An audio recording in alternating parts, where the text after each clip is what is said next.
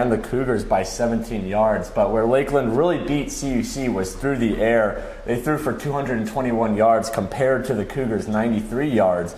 Cougars also coughed the ball up 6 times to a stout Muskies defense. Well, another player for the Cougars that shined despite the score was senior running back DeAndre Daniels. That's right. Daniels had another excellent game as always, rushing for 142 yards on 17 carries. He scored the Cougars' lone touchdown on a 60-yard dash to the end zone in the third quarter. This adds to an already impressive season Daniels has been having, where he's totaled 501 rushing yards and 4 touchdowns. He's also added 145 yards through the air and a touchdown in that category as well. You mentioned that 501 rushing yards on the season. That's over half of the rushing yards so far for the Cougars that accumulated over the season. And his 120 rushing yards per game puts him second best in the conference. The Cougars still have not won a home conference game since October 5th of 2019, and they look to turn that around today. But Peter, this is a really hot Wisconsin Lutheran College Warriors team coming into the game. They started the season 0-5, but in their last 2 games, they have scored 117 points, and last time they beat the Red Devils 68-41. That's right. It's been quite the turnaround for this Warriors team. In their first 5 losses of the season, as Carter said, they allowed 263 points, only putting up 74 of their own. Past 2 games, however, both of which were wins, they've scored 117 while only allowing 82. And the Warriors last week scored 10 touchdowns in total, which is the most and tying for the NAC conference throughout the season. And quarterback Nick Yackey was named Conference Offensive Player of the Week and leading the Warriors to the most points and yards they've had in the entire season in a game. That's right. Yackey's been excellent all season long for Wisconsin Lutheran. He threw for 348 yards and 4 touchdowns against Eureka last week. His season totals now sit at 1,529 yards and 11 touchdowns. His 218.4 passing yards a game sits 5th on the conference leaderboard. We should also mention the running back Justin Parbs, who 2 weeks ago held the title of Offensive Player of the Week. And in their game against Eureka, he had 149 rushing yards and 2 touchdowns. So again, another element of this Warriors offense that has picked up and added consistency. That's right. Parbs is another big reason the Warriors are rolling right now. He currently sits 3rd in the NAC in rushing yards a game with 95.2 yards per game. In the past 2 games alone, he's rushed for 333 yards and 5 touchdowns. Well, we're going to take a quick break. When we come back, we'll have Peter's 3 and Out and our final thoughts before today's game between the Warriors and the Cougars. Something I discovered in myself is that if I have a goal, I can accomplish it. It's a well-rounded experience. At a Division III school, you primarily a student athlete, so the school is really shaped around you developing yourself as a complete individual. It helps a lot that you have a family with your team that can guide you.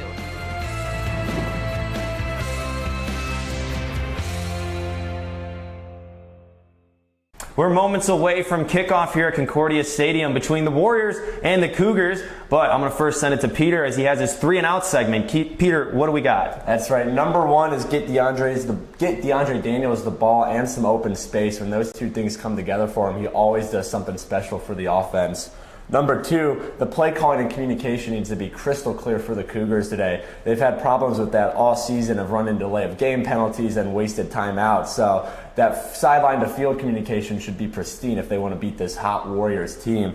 And number 3, the defense is going to need to be at the top of their game to stop this Warriors lethal offense, especially that run game with Justin Parbs. And they have 2 freshmen that has been leading the charge for them throughout the season for the Cougars, Brendan Ball and Trayvon Thomas. That's right. Ball and Thomas were especially fantastic 2 weeks ago against a tough Lakeland offense.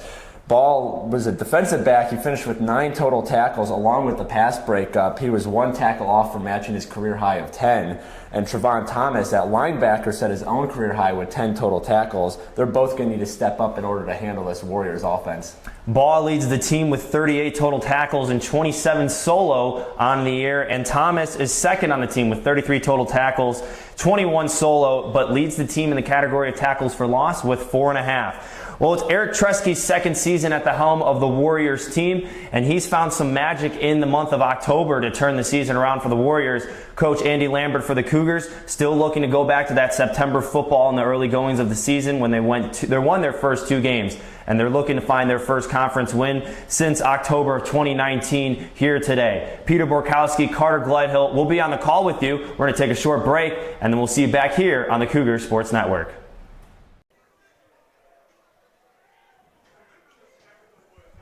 Good afternoon and welcome to Concordia Stadium for this Saturday afternoon contest between the visiting Wisconsin Lutheran College Warriors and your Concordia University Chicago Cougars. Carter Gledhill with you on the call, joined by Peter Borkowski as we get set for opening kickoff here on the campus of CUC in River Forest, Illinois.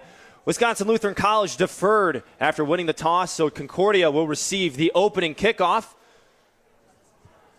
Nice chill autumn afternoon and some good football in store between both teams. Cougars get it in their end zone. Drew Elliott takes it, he cuts up the middle, has a man, and he's brought down at the 35-yard line by Wyatt Gristle. Peter, we mentioned in the pregame show that this is going to be an important task for the Cougars to get things going offensively early, and it starts with their senior running back in DeAndre Daniels. That's right. Daniels has been fantastic all year for the Cougars, 501 rushing yards. He's also missed 2 games, so he's doing some good work in the limited playing time he's got. He's going to need to get it going here today to beat this WLC team. 120 rushing yards a game puts him at second best in the conference. Troy Prattley, the freshman quarterback, will lead the offense for the Cougars today under first-year head coach Andy Lambert. Prattley hands it off to Daniels, and he keeps his feet moving and gets some help. And he gets forward progress stopped. Wisconsin Lutheran is suggesting that they pulled the ball out. But it looks to be at least a 7-yard gain for the Cougars. A nice opening rush to start the game. So that's what we see Daniels really excel at. He exploits those holes as offensive line opens up for him, uses his speed to burst through it. Also had some good yards after contact on that carry as well. Cougars wearing their maroon tops with their gold helmets, white pants. Wisconsin Lutheran College wearing all white with gold trim. Green trim, I should say. Prattley pulls it, throws it far side. And up the sideline is Ty McKinney. Good play there from the Cougars as they get to move the chains. McKinney pushed out of bounds at the 40-yard line. And a nice 1-2 sequence to open the game for the Cougars, Peter. I say McKinney, a track and field state champion in high school. We saw him use his speed there, get up the sideline after the short reception from Prattley. Also like that pass selection from Prattley, a little confidence builder. Nothing too extreme yet. Hopefully settles him into the offense. Single back formation for the Cougars. Tight end Trey Warden hanging off the side of the left side of line of scrimmage. Daniels in motion. Prattley will throw it out to him. Gets a block and moves his way up and moves the chains. Lowers the shoulder and gets a Cougars first down. And it looks to be actually a little short as he stepped out of bounds. So it'll be 2nd and 1. So Daniels really showing his strength off today. Another big yard after contact gain there. As you said, lowered his shoulder and just bouldered through some Wisconsin players. So see if he keeps that up today in terms of that yard after contact. Cougars have yet to have a conference win all year after winning their first 2 games against Beloit College and Finlandia. They've been on a 5-game losing streak and look to change that here against the Warriors. Another strong run from Daniels finds some room on the right side. This time it will move the chains. But so far it's been a feature of DeAndre Daniels in the early going of this game. And Peter, that's one thing that when you mention this Cougars offense and the identity, it is Daniels. That's right. We talked about pre-games. He's been the most consistent player on the offense this year. They're going to need to utilize him heavily, but you don't want to utilize him too much because defenses can key into that. So spreading the ball around wouldn't be such a bad idea as well, but he's got the hot hand right now. Warriors are last in the NAC conference in rushing yards allowed a game with 286.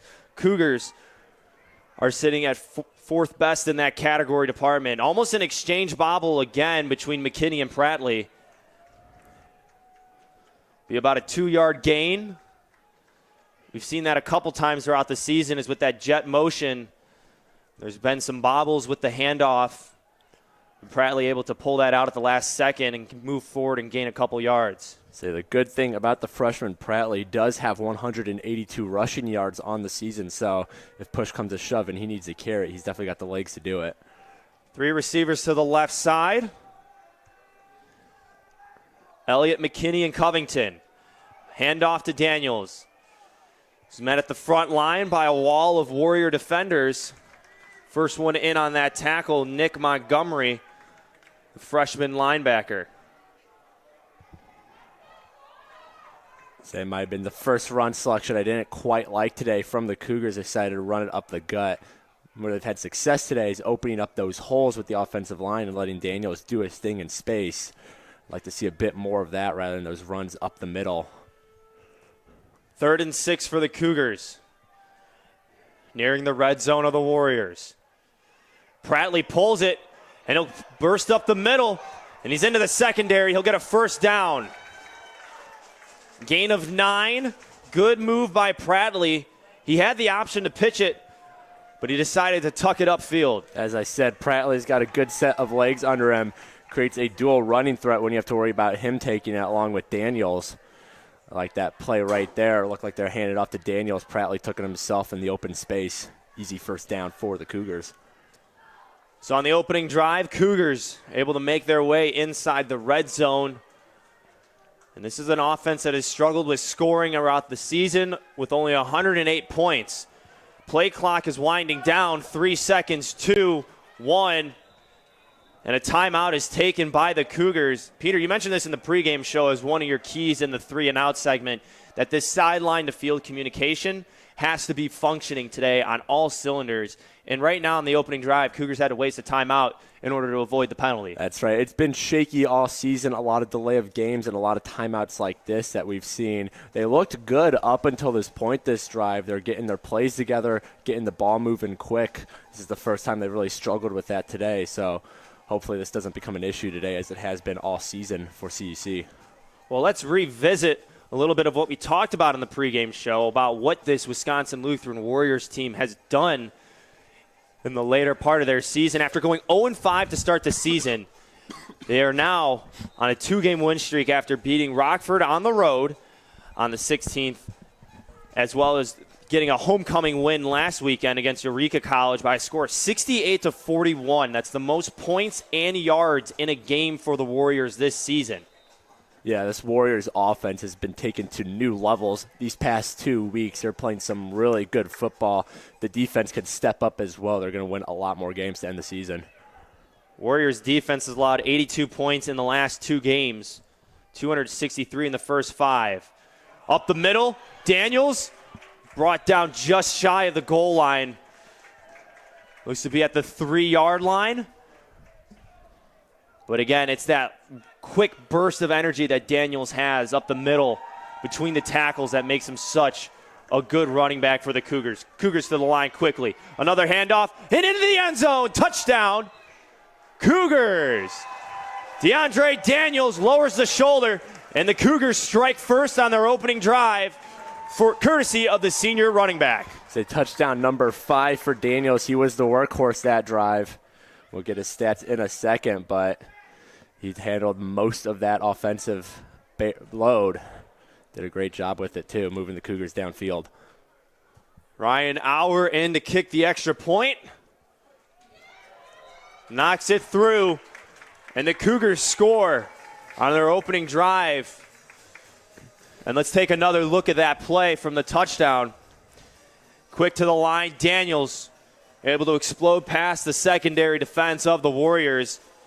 And Peter, on that drive alone, Daniels with 5 carries, 28 yards, capped off by that touchdown. Yeah, 5.6 yards a carry. We saw Daniels. I really liked his yards after contact that drive. We saw it on that touchdown, too. He has no problem running into defenders and barreling his way through them, too. He's going to need to keep playing like that if they want to handle this hot WLC offense and keep up with them. So Cougars will place the ball at the 35-yard line and kick it off to the Warriors for their first offensive possession of the game. See, I like that drive on Prattley's part, too. Only went 2 for 2 with 26 yards, but builds up his confidence a little. Hopefully he gets that confidence up and they could start throwing downfield a bit more later in the game. Struggled last week, was taken out in the third quarter in their game against Lakeland. Now a little squib kick. And luckily, one of the Warriors were able to jump on it and put a hand there. Gabe Morgan was the Warrior front line. And able to smother that ball. So I'm wondering what the plan was on that kickoff. Looked like a squib that the WLC just jumped in front of. Cougars maybe trying to catch him off guard with it, but WLC some great reflexes up front. So good field position here for the Warriors. Ball on the 45-yard line. Offense led by Nick Yakey, last week's Offensive Player of the Week in the NAC Conference after a stellar performance against Eureka College.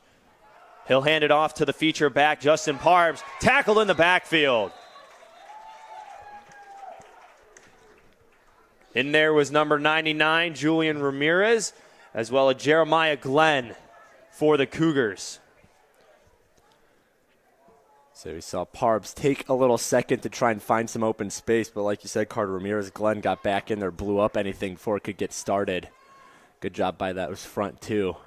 Trips on the right side for the Warriors. 2nd and 11. Yakey drops back, has a man on the sideline. Too much on that. Pass was intended for 84, Chris White, the freshman receiver from Houston, Texas. So we saw WLC overload the right side. They clearly wanted that one-on-one matchup with White.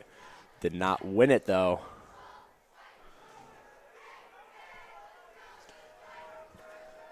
Third and 11 for the second best defense in the conference. The Cougars only allowed 320 yards a game and are standing strong right here.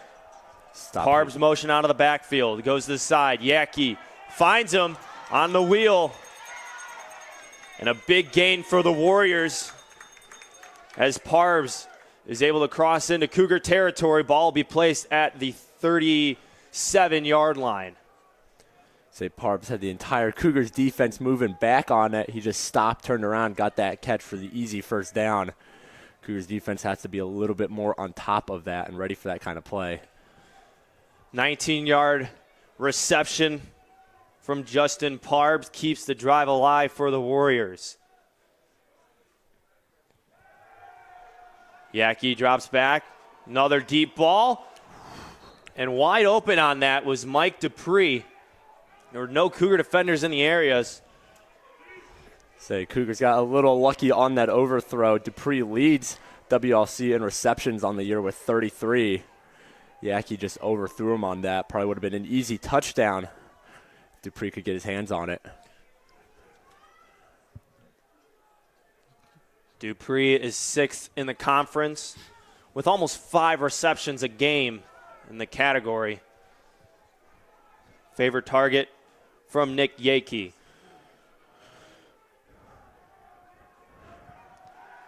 Quick pass, finds Dupree, breaks a tackle across the 25. Be pushed out of bounds at the 20-yard line. Another quick pass for the Warriors, another first down. Say Dupree showing off his elusiveness there, a little stutter step, got the Cougars defender to dive in front of him. Easy pickup for the first down. There's a lot of weapons on this receiving core for Yakey. A lot of people to pay attention to for the Cougar secondary. 3 receivers to the right for Yakey. Dudley showing blitz off the right side. He comes. And Yakey gets hit as he's thrown. Flag flies. In the backfield for the Cougars was Martin Egbo, who was able to prevent Yakey from getting anything on that throw. But a flag is down. We'll turn it to the official.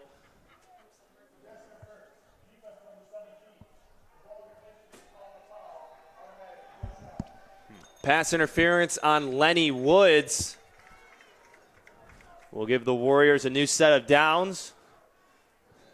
So they really thought something was going to get caught on Egbo there. Did not see the pass interference. Good job by Yaki, though. He kind of threw the ball in the direction of the penalty. Got the officials' attention there.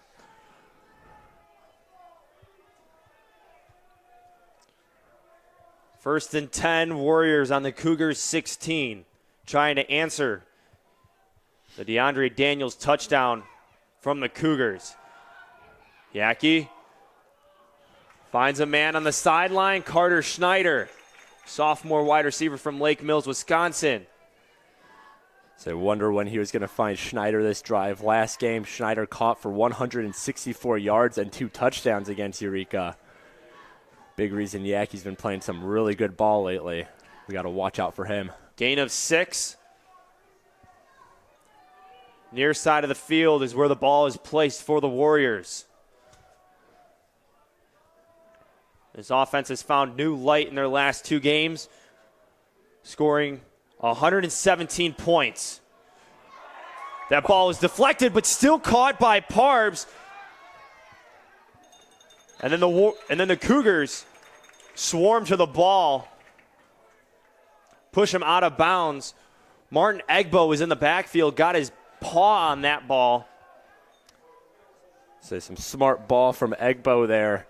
Didn't go forward to the quarterback, just stayed in that passing lane and broke it up too, but unlucky plays, it still got to its intended receiver even off the deflection. Big third down here for the Cougars defense. See if they could hold them to a field goal. And the focus of Parbs too, had to grab that off the ground almost. And very good hands from Parbs on that catch. Handoff to Parbs, and a good stop. Met at the line of scrimmage by number 26, Landon Hoskins. Say a couple Cougars got in on that. Well, looks like the Warriors off. Nope, here comes the kicking unit. They're thinking about it, but looks like they're going to settle for the field goal. Hopefully create a 4-point game. Early drive, just needs to get some points on. Smart move by Eric Tresky, second-year head coach for Wisconsin Lutheran College. It's 2 for 3 on field goals this year is Ortega. As long as 38, and he punches it through. So the Cougars are able to stall the Warriors and prevent them from scoring a touchdown. And some good plays by the Cougars secondary to slow down the pace of this hot Warriors offense. We'll take a quick break. 7-3 is the score we've played so far in River Forest. 5:36 remain in the first quarter here on the Cougar Sports Network.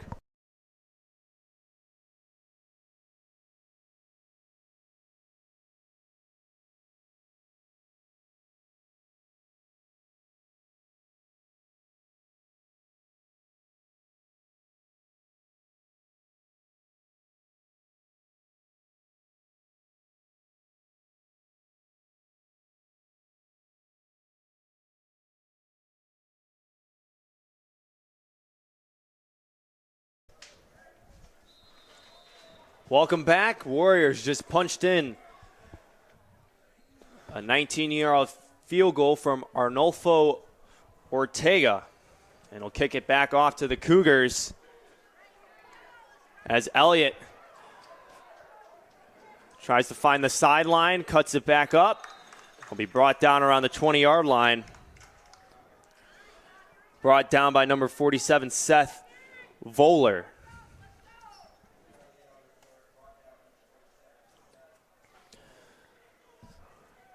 Peter, it was an impressive drive for the Cougars, capped off by that touchdown run from DeAndre Daniels. And I think the one thing that we saw different from how 2 weeks ago's game against Lakeland was the tempo of the offense was definitely faster. I was thinking the exact same thing. Communication seemed to be a lot better, except on that one timeout they were forced to take. Offense kept in a flow, ended up with the touchdown. They're going to need to continue that. Warden in motion, goes right to left. Pratley pulls it, finds Christian Covington, and he has some room on the sideline.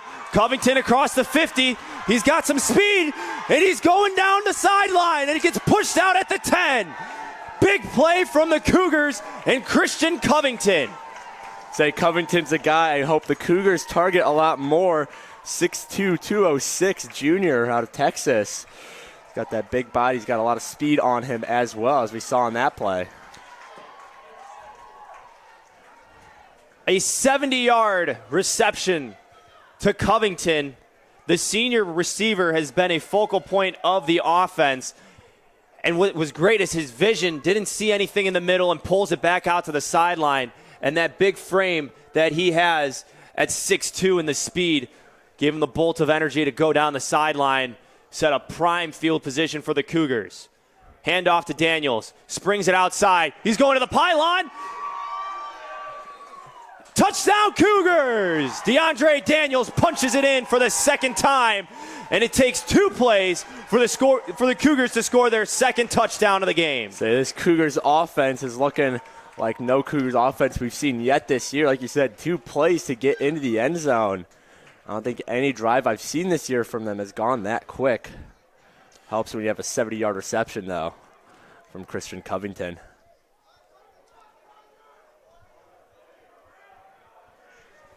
Auer in for the extra point. Punches it through. And the Cougars are up 14-3 with 4:44 remaining in the first quarter. An impressive display of offense from Coach Andy Lambert in the Cougars and the early goings of this game. Say before this drive, you talked about tempo, Carter, and how it looks like the Cougars are picking it up. If you thought that first drive was fast, how about that second drive? 2 plays to go down the field. I'm really liking this Cougars offense speed right now, keeping a WLC defense on its back feet, off balance as well. That's what happens when you have an up-tempo offense. 44 seconds is what it took for the Cougars to find the end zone again. And something about this Cougars team felt different when they ran on the field in the pregame. And it's been a different look here for the Cougars, too. Their confidence levels are just through the roof right now. That's what happens when you score on both your first 2 drives. They're playing some really exciting football right now. They look good doing it, too. Auer, slow charge up. Another squib kick on the ground. Takes a big bounce. And he's knocked down by his own man and then finally brought down by a Cougar. Wyatt Gristle was the one that had the ball for the Warriors. Some extracurricular activities after the play. But the Cougars are pumped up about what they've seen so far. It's a good reason to be, too. 14 points on 2 drives. I mean, it's about the best you can do, excluding some 2-point conversions. But if their defense can get another stop here, they're going to be rolling as we get closer and closer to the second quarter.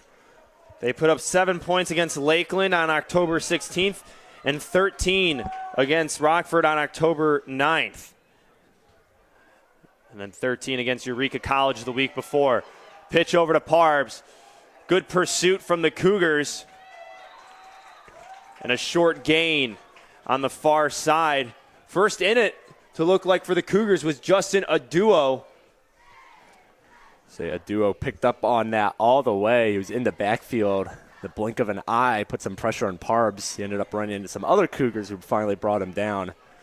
This Cougars defense is doing a good job picking up on whatever WLC's throwing at him. Aduo, 26 tackles on the season, 3 tackles for a loss.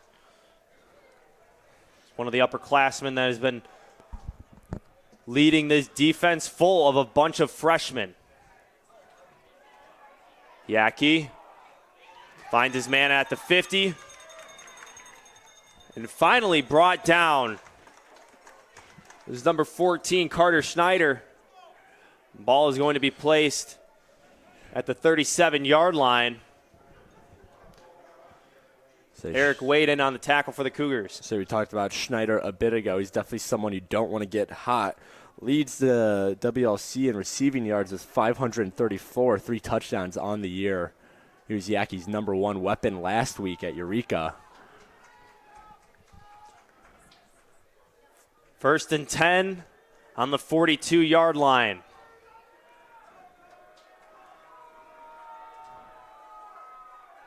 Play action, long ball, deep side. And again, they tried to find Dupree. But wasn't able to convert.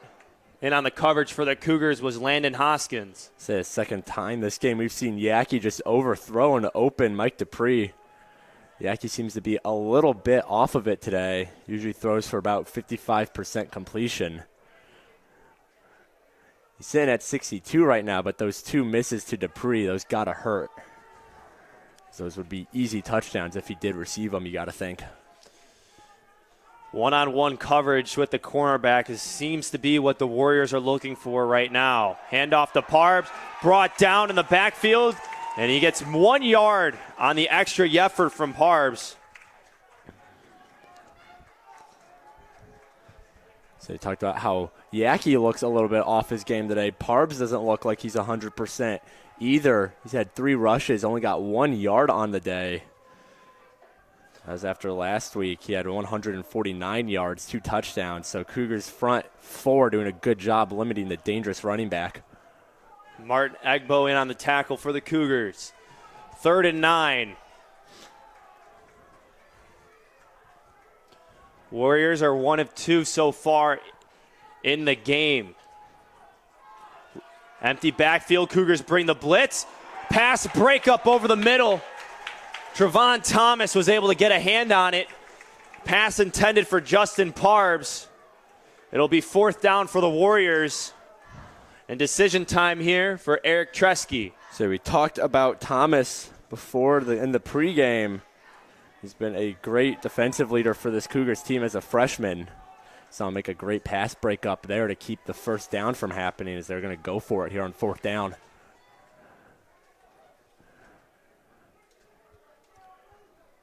Yaki a little further back. One of those quick punts.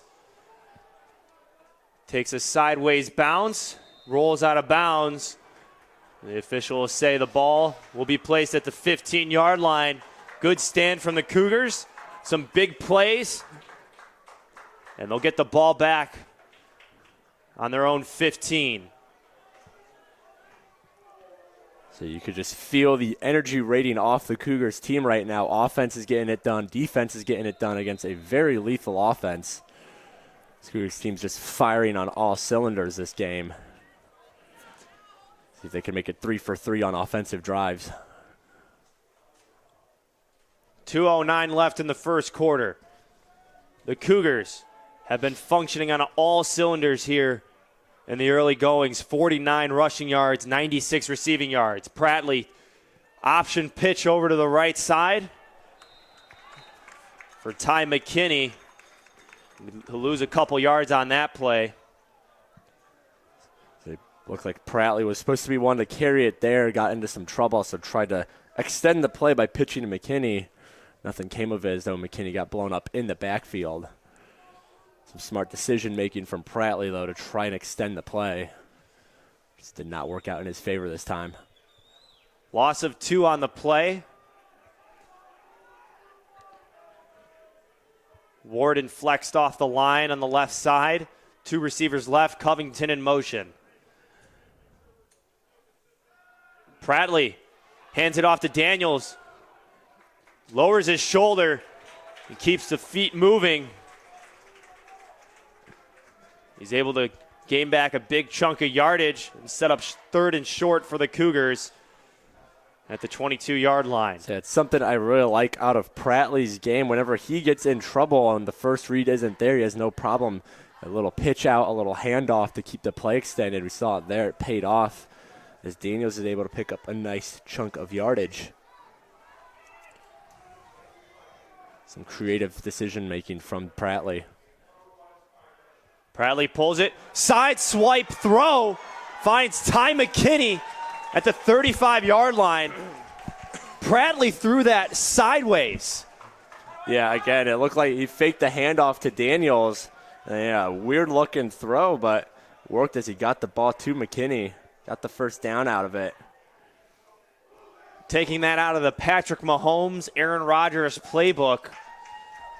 Fit that into a tight window with the defender on the hip pocket of McKinney. It's a perfectly placed throw right there from Prattley. So the freshman quarterback looks calm, cool, and collective right now. Daniels changes course, goes out of bounds on his own, not after picking up a good set of yards. Picks up 7 on the play. Say Prattley's only thrown 4 times, but he's yet to force an incompletion. As you said, Carter, he's playing some very calm football right now. You see the first quarter come to an end. This is the kind of play the Cougars have been needing from one of their quarterbacks, and they're getting it right now from Prattley. So it's the end of the first quarter, and the Cougars set the tone early. 2 touchdowns, and they're up 14-3 over the Warriors. We'll take a quick break and bring you the second quarter action on the Cougar Sports Network shortly.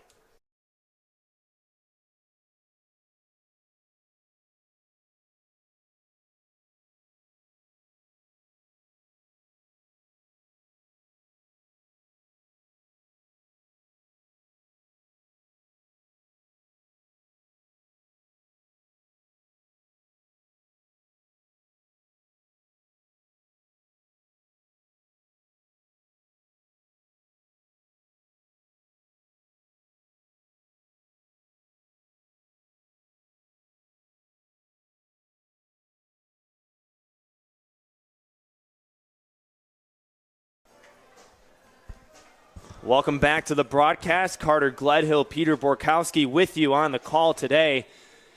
And it's been an exciting one in the early goings for the Cougars. 63 rushing yards, 109 passing yards. And Troy Prattley, after struggling 2 weeks ago against Lakeland, has been controlling the offense for the Cougars well. Swing pass out to McKinney. Brought out of bounds, and a flag is thrown. Costly penalty there from WLC. McKinney was almost near his own teammates on the sideline, and it looks like one got a little bit too much action a little late. Say the last thing you want to see.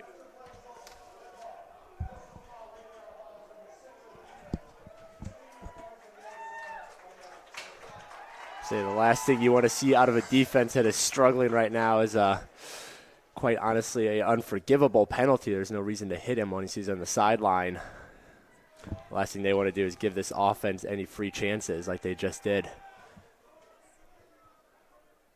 Ty Castillo, the culprit on that late hit out of bounds on Ty McKinney. 15-yard penalty gives the Cougars a new set of downs, moves them into Warriors territory across the 50. Ball is placed at the 42-yard line.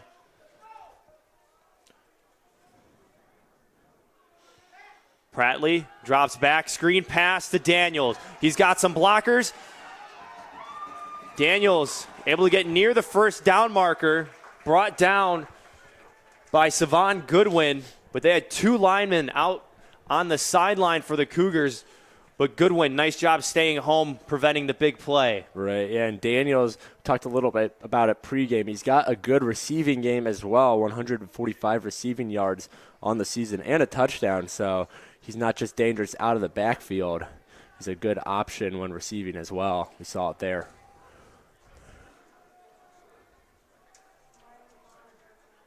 Close 3 receivers on the near side. Warden on the left is the tight end. Lone backs Daniels. Prattley drops back. He's got some pressure in his face. And he's brought down by Goodwin as he was trying to escape pressure. So it'll move him back. It'll be 3rd and 7 now for the Cougars. Say one of those plays Prattley's just trying to extend. Would have been wise to get rid of that ball out of bounds or just chuck it downfield out of the reach of anyone. Instead, they take a loss of yardage there. Second sack on the year for Goodwin.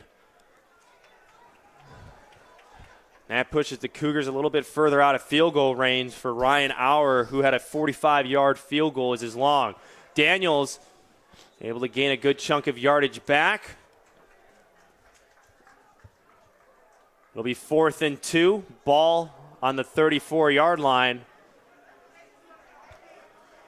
Cougars keep the offense out. Hurry up to the line of scrimmage. Flags fly. All 4 of the front linemen for the Warriors jumped off the ball. Right tackle Reese Prokup moved for the Cougars after the play, so we'll see what happens. It should be a fairly cut and dry call here for the refs.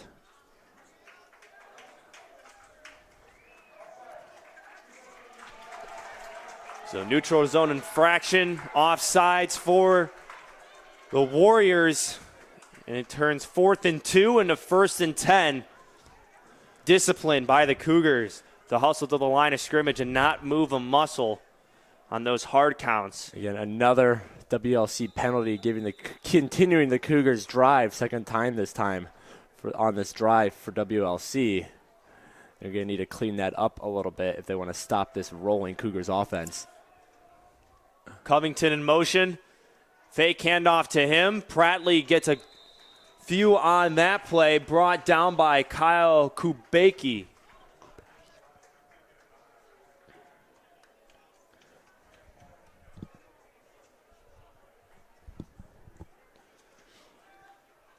Gain of 2 for Prattley.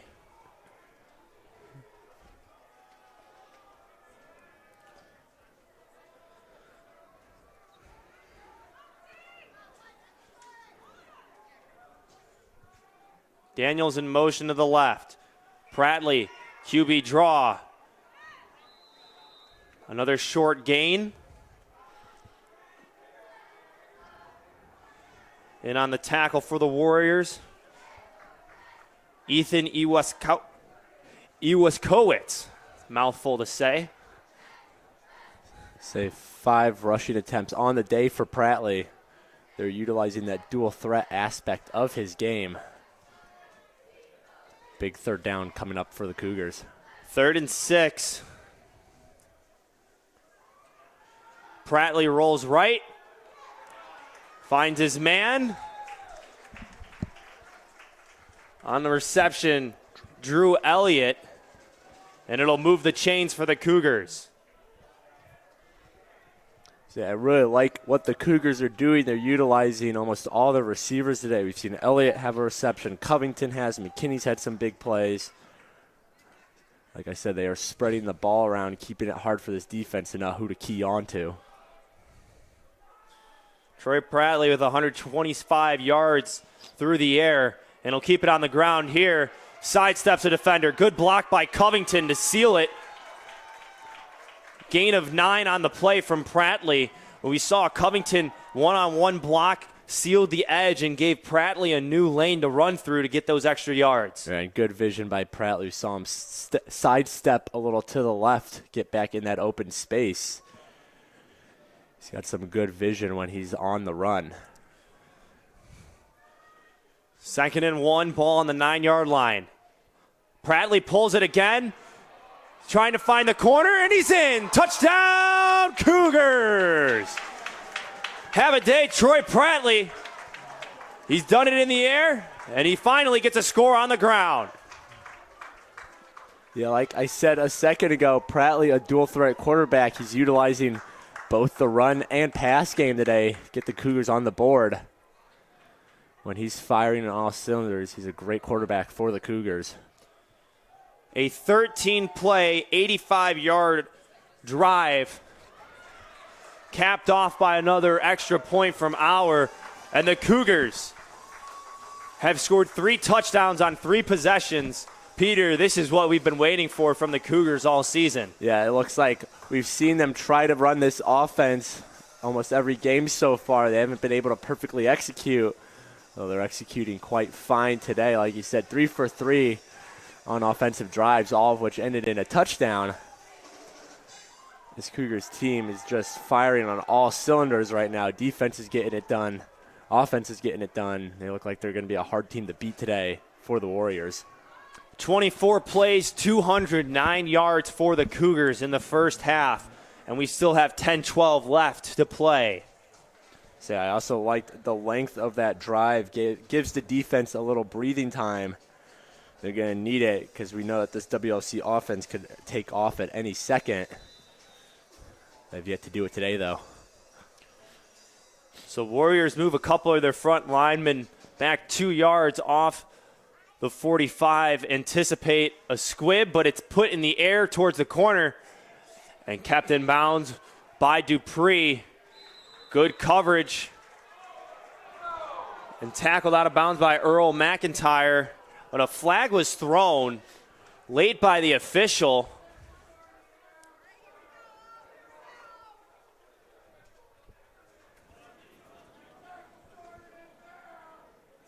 I'll have to wait and see what the call is.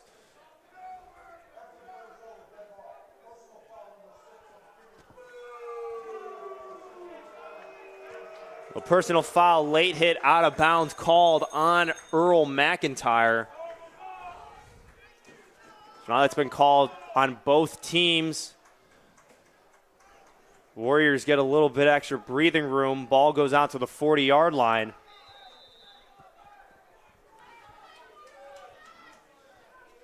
That's where they'll set up shop. 2 receivers each side. Yaki hands it off to Parbs. Second bolt of energy brought down. Combo tackle by McIntyre as well as Julian Ramirez, who's been a big part of the defensive line. The 6'4" junior from Zion, Illinois, has played a critical role in this Cougars defense that is second in the conference. I say Parbs as the first rush that looked like he could really get anything under him. 7 yards on 5 attempts today. Cougars defense has done a good job shutting him down. 2nd and 6. Another handoff this time. It'll be to the other back, Jalen Harris. He'll pick up the first down on a 7-yard scamper. The junior from Chicago gets his first carry of the game. Say 31 carries on the season, 130 yards and 3 touchdowns. Harris is not a bad option out of the backfield either. See Parbs back in the game. Nice change of pace play for the Warriors, as they need to answer here on the drive. Down 18. Cougars show blitz. They bring it, but it's a handoff. Parbs goes right to the left side, and he's got some room. He misses the tackle, and he's able to scamper into the end zone. Touchdown, Justin Parbs. Cut back vision going right to left and was able to avoid Adam Hernandez of the Cougars. Just like that, the Warriors answer back. So we've been kind of waiting for that all game. That one play the Warriors just explode on. Finally got it there out of their running back. 49-yard touchdown rush by Justin Parbs. Ortega on for the extra point. Chips it in. Makes it an 11-point game. 8:32 left. And we see on the replay here, vision by Parbs. Good block on the outside, too, by Dupree. Allowed for a one-on-one matchup that Parbs won. Say Hernandez could not get enough on Parbs. Hernandez was already on the ground by the time Parbs reached him. Tried to take him down by his feet, but good strength there by Parbs to just step over Hernandez, essentially. Dash into the end zone for the touchdown. 8:32 left in this half. Warriors able to punch it in on a big play from their senior running back from Brookfield, Wisconsin.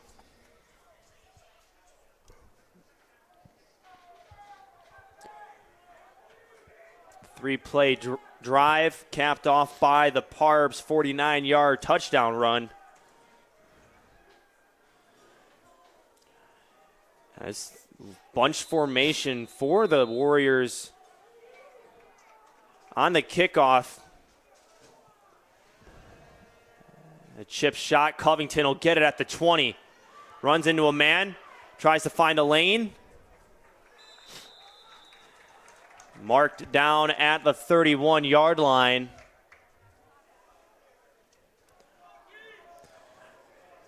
Now the offense for the Cougars will go back on the field. See, the quick score by the Warriors might not be the worst thing for the Cougars offense. They can stay in that flow, keep that momentum up. They had not stood on the sideline for that long during that drive. So see if they can keep this momentum up that they've built so far. Again, 3 for 3 on drives, 3 touchdowns. 1st and 10 on the 31-yard line. It'll start with a pull. Prattley is trying to do the screen to McKinney, but it was brought down by number 30, Daniel Davenport. Say the Warriors seem to be keying in on that a little bit more as the game progresses. They did a good job of that last drive, gave the Cougars 2 freebies, though, because of some penalties, some costly penalties. They seem to be picking up on the dual threat nature of Prattley a little bit more as the game's progressed.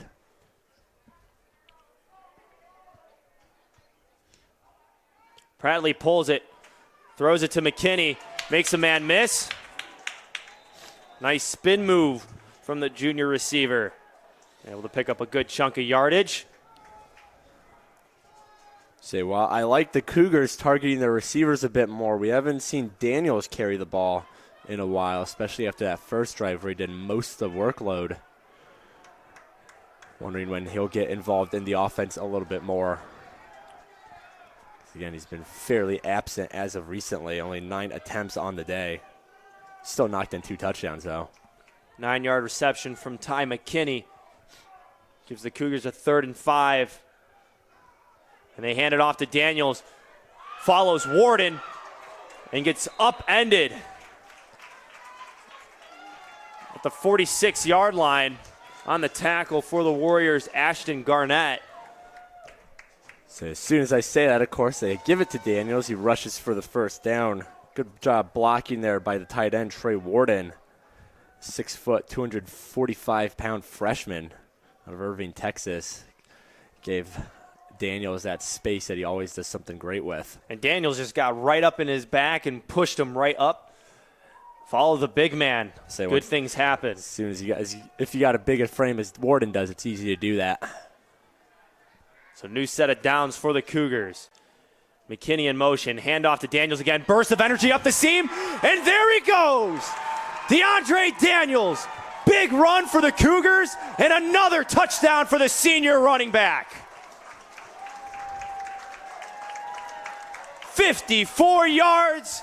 And the Cougars strike again. 4 for 4 on touchdowns on their 4 drives. Well, I wanted Daniels a little bit more in the offense, and I got exactly what I wanted. He got that first down on 1 carry and then busts out that 54-yarder for a touchdown on his 2nd carry of the drive. Shows how dangerous the senior running back is. The extra point from Auer is good. And the Cougars, as the sun comes out, the offense showed up to play here at Concordia Stadium. They're up 28-10 over the Warriors with 6:13 left in the second quarter. Let's look at that play again as Daniels just finds the seam on the left side and then uses that speed and goes. You see the good blocking from Britton Murillo Ramos and the center Amir Kavik really helped out that cause. But as much credit as we give Daniels for his speed, this offensive line for the Cougars have been doing their assignments well today, providing those gaps. I was just going to say that they got 3 upperclassmen on that line. They're doing a good job opening the holes for Daniels, and as he's done all season, when Daniels has got some space to work with, he always pulls something off, like a 54-yard touchdown run. DeAndre Daniels now has 123 rushing yards in the first half. 3 touchdowns as well.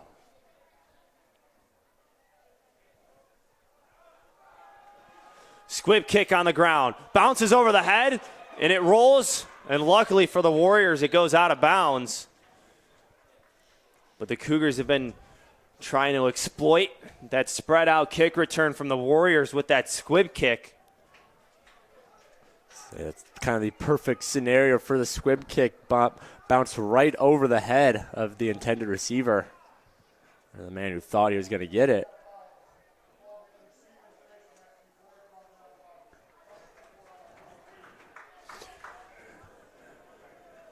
So it looks to say that it was touched by one of the Warriors' return men, and then it went out of bounds. So it's placed at the 27-yard line instead of being placed at the 40. Hand off to Parbs. Gains 2, brought down by Ramirez. Ramirez has been having an active game so far. This is now his 3rd tackle. So, after that last 49-yard touchdown run by Parbs, that front 4 for the Cougars is really going to key in on him, make sure he doesn't pull something like that off again. We saw them basically swarm him on that rush. Gave him no room to breathe. Parbs with 57 rushing yards so far in this game, 49 of which came on the last drive in his touchdown run. Yaki drops back, pressure coming, runs to the line of scrimmage, chased down, and finally is pushed out of bounds, brought down by Justin Aduo. In on the pressure in the early start of that play, Trevon Thomas. But Yaki looked like he was flirting with the line of scrimmage, trying to decide if he was going to run or throw, and pulled it down. Able to gain a few and set up 3rd and 4. Yeah, a little bit more decisiveness would have been nice from Yaki on that play, but made sure nothing too bad didn't happen. So if there's one thing I'd like to see a bit more out of the Cougars defense, it's getting to Yaki. They haven't had too much pressure on him all game. I think they've been more focused on covering Parbs than any space he could get. Warriors are 1 of 3 on 3rd down attempts in the game. Parbs motioned out, empty backfield on the blitz is Thomas.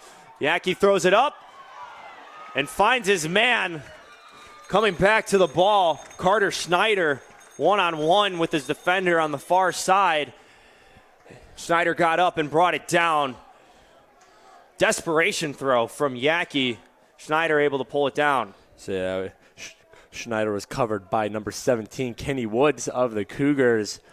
Cut right back in front of Woods. Got Woods behind him.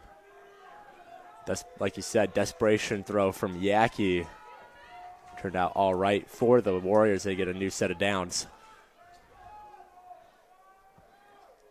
Warriors are in Cougar territory on the 49-yard line. Quick drop from Yaki. A duo on the pressure, and he just throws it away. Right now, the Cougars have been able to send at least 1 or 2 men and get in the backfield every time. Say a lot more pressure on Yaki this drive from that Cougars front 7. Front 4, I should say. They're doing a good job getting to him, forcing those bad throws.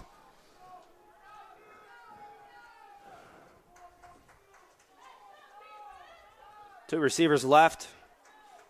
Tight end flexed on the left as well.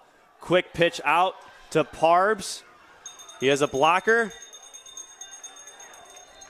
And 5 maroon jerseys surround him and bring him down. In on the tackle first was the safety, Earl McIntyre, who now has 7 tackles on the game.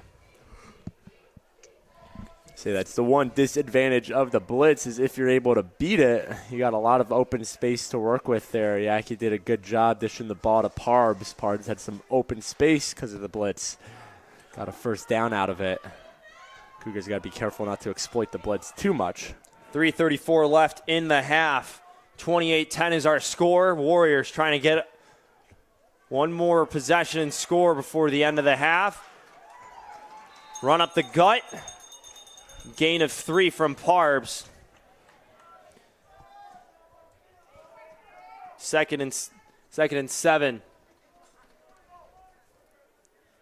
See, it looks like the Warriors are settling for a little chipping away at the Cougars defense rather than these big explosive plays. It's been working for them on this drive as they're steadily moving down the field, approaching the red zone. Thomas and Dudley in on the tackle. But Warriors are playing it conservative here, trying to waste time and not give the Cougars the ball back before the clock strikes 0 in the end of the first half. Another handoff to Harris. He'll pick up 3 yards.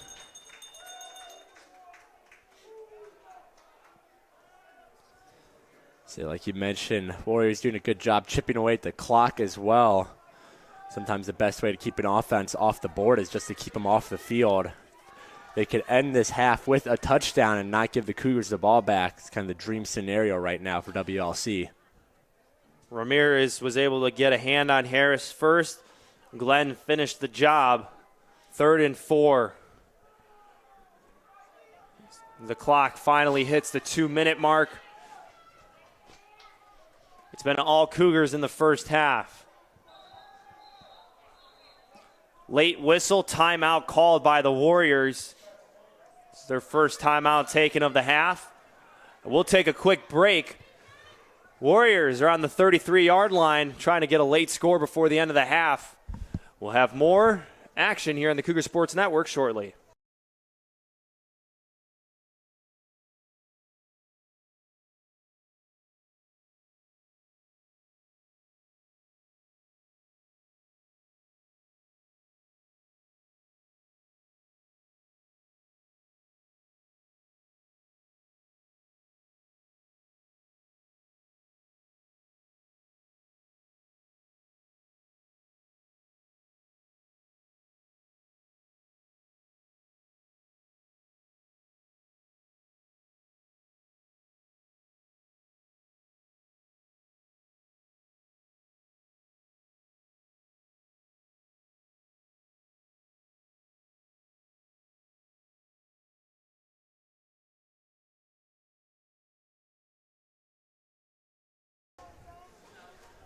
Welcome back to the broadcast. Carter Gledhill, Peter Borkowski with you.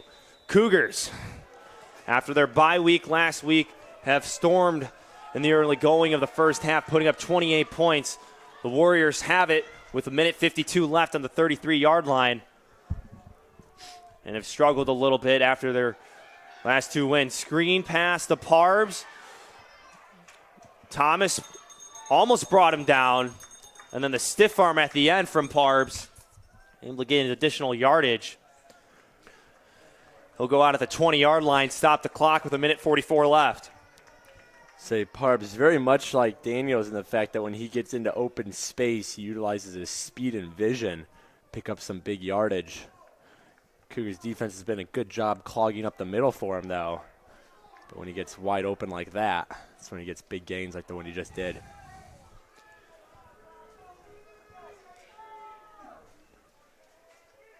Yaki flips it over to Parbs. Good pursuit by Martin Egbo. Got a little excited at the beginning of the play, was able to chase down Parbs.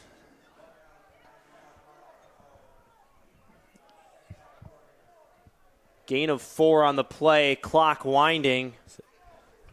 Minute 20 left. WLC still got 2 timeouts to work with. So do the Cougars, though. You know they want the ball.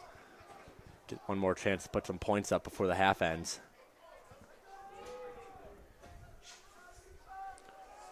Play clock at 10. Warriors snap it. Handoff to Harris. Earl McIntyre shooting the gap. Comes up and makes the tackle. Clock will stop momentarily as the chains are set. 56 seconds left, and there it goes. Earl McIntyre has been having a game so far for the Cougars defense. 8 total tackles, 4 solo. He had 1 there.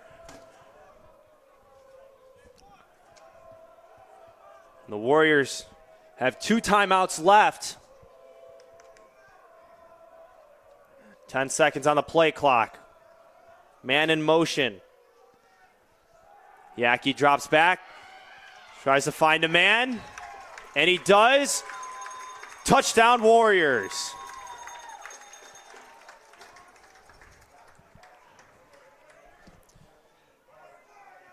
Connor Schneider on the reception. And the Warriors able to score right before halftime. 7-yard touchdown. Now we wait for the Ortega extra point. It's good. Scores 28-17 in favor of the Cougars. 27 seconds remain in the first half. Peter, it's been a display of offense for the Cougars, but something that's been consistent throughout this entire game has just been Nick Yackey for the Warriors and just leading this offense, especially in that late drive that we saw. There was really no, I should say, anxiety, or there was nothing out of place on that, except kept everything calm on the entire drive. Yeah, he's 8 for 13 on the day, 61% completion. He's only got 91 yards, but like you said, he's been calm and collected all day. Hasn't done any plays that could result in a turnover or the such. He's keeping this WLC offense on course, even though this Cougars defense is doing a good job putting a stop to it. 11-play, 73-yard drive. Took 5 minutes and 45 seconds off the clock. Say good time management from WLC. They're only leaving the Cougars 27 seconds left on the board. Try and get some more points on. Again, one of the best ways to keep a hot offense off the board is just keep them off the field. Ortega, pop shot near the 30. Covington has to come up and make a diving catch.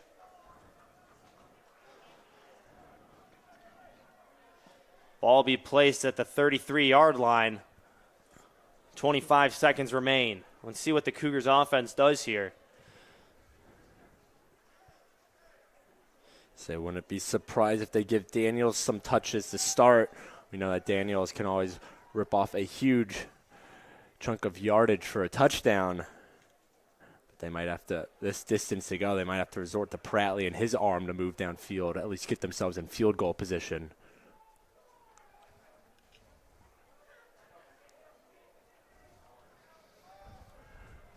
So the Cougars, 3 seconds on the play clock. 1. Get the snap off. Pratley's going to tuck it and run. He gets to the 42. Brought down at the 43. Timeout called. Rushed play there by the Cougars. Spent a decent amount of time in the sideline huddle. Were able to get the snap off just in time. The quarterback rush might not be what I would have called there. Pratley also had the open lane to the out-of-bounds line, but he cut back in to try and pick up some more yardage, forced the Cougars to use a timeout. 17 seconds left on the clock. They have to start throwing the ball downfield a bit more now. They want to put some more points up before halftime. Cougars have 1 timeout remaining. They choose to use it. Ball is on the 43-yard line. Ryan Hour's longest field goal came against Rockford. It was a 45-yarder. So we'll see if the Cougars can get in the field goal range at least.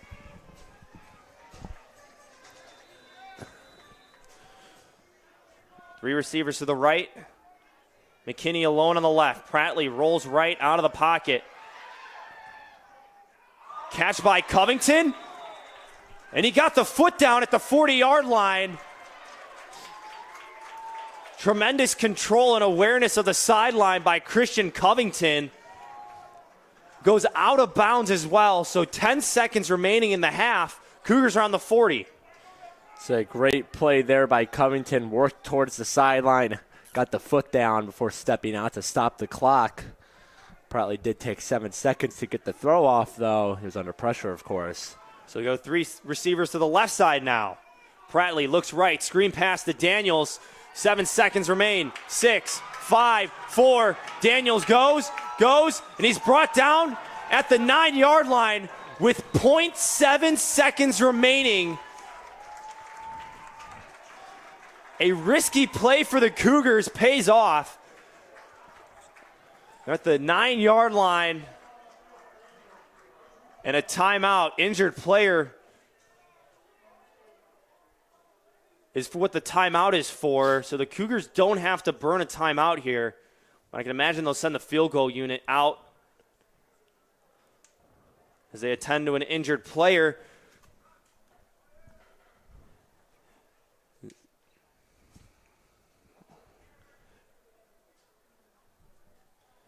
A 32-yard screen to DeAndre Daniels.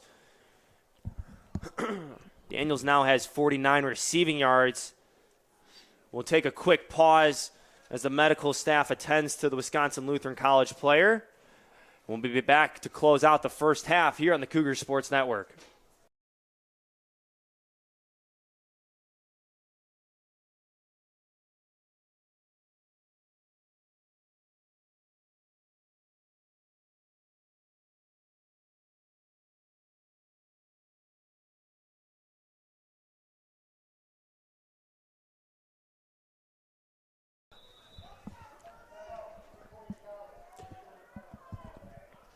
So now the timeout will be called by the Cougars to prevent the clock winding down to 0. So the smart thing to do is you'll probably kick the field goal, put 3 more points up on the board, but I wouldn't be too surprised.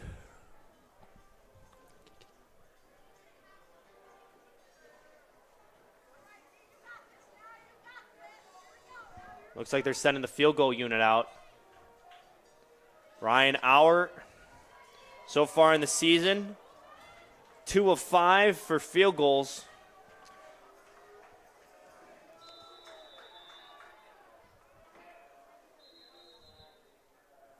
Timeout taken by the Warriors trying to ice the kicker. So we'll have another break in the action.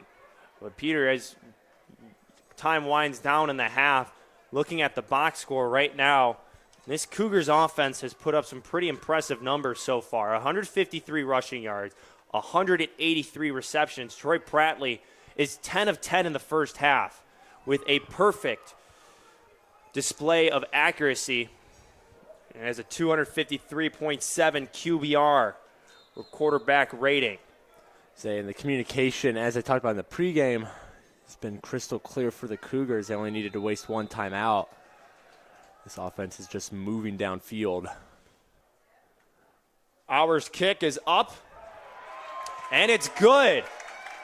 The Cougars tack on another 3 points at the end of the first half. Brings the score to 31-17. It was a good half of football, but even a better half for senior running back DeAndre Daniels with 123 rushing yards and 3 touchdowns. Peter, what do you think about this? Because I'm kind of in shock of what the Cougars have done so far offensively. I mean, this offense is playing like we have not seen them play at all this season. And again, as I was saying, I think it just comes down to the confidence level and the communication has been there all day. They've been moving downfield, not a lot of time in between plays, keeping the WLC defense off balance. And, yeah, they're just executing perfectly, like you said. All you need to do, look at Prattley, 10 for 10 on the day. There's not much going wrong for the Cougars offense right now. 337 yards of offense on 31 plays for the Cougars in the first half. The Warriors, 194 on 27 plays. The Cougars are up at half. We'll take a break, but a big first half from the Cougars has set them up nicely here at Family Weekend at Concordia, Chicago. Carter Gledhill and Peter Borkowski with more on the Cougar Sports Network shortly.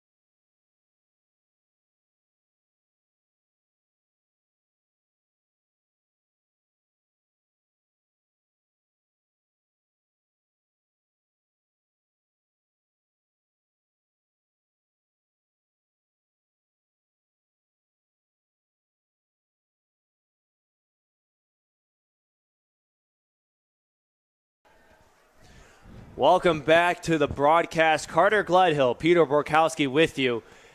And an exciting first half for the Cougars. 31-17. The Cougars score 4 touchdowns on 5 drives, and on their last one to close out the first half, get a field goal from Ryan Auer.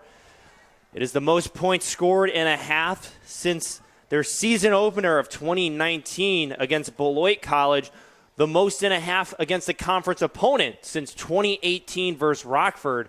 Peter, that's indicative of the numbers that you see on your screen right now.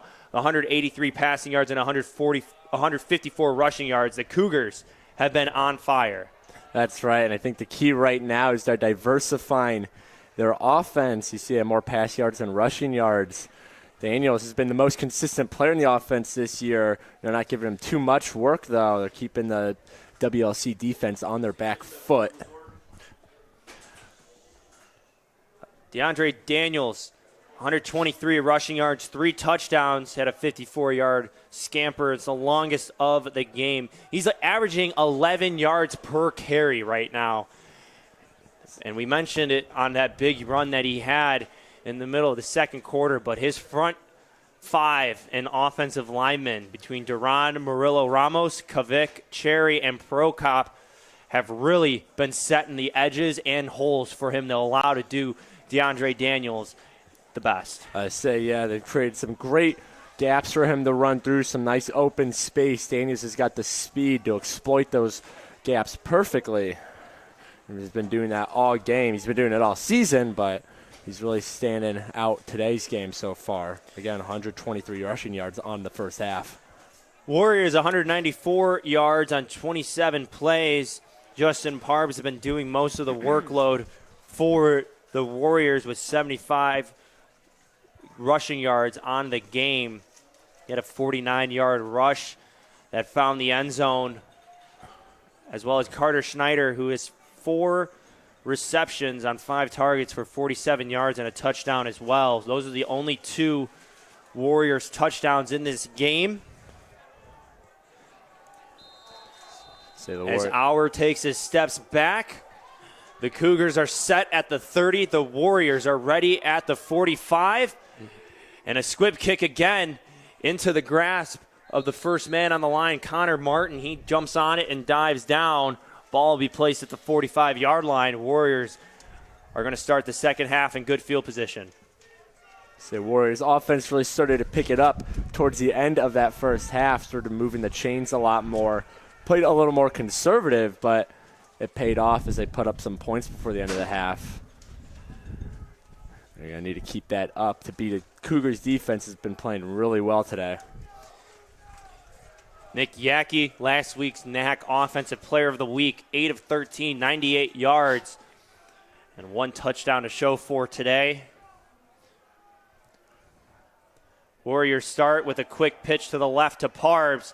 Parbs has some speed, cut back into the middle, and he's not going to be caught. And just like that, the Warriors strike with 10 seconds into the second half. And a big play from the running back, Justin Parbs, who's been having a day and keeping the Warriors in the game. Say, Carter, you mentioned last week, Yackey, the Offensive Player of the Week. The week before that, Parbs was the Offensive Player of the Week in the NAC. We saw why there. That's his second touchdown today, where he's gotten almost a half-field sprint. A 55-yard touchdown rush. That's his second rushing touchdown of the game, as we'll take a quick look at that last play.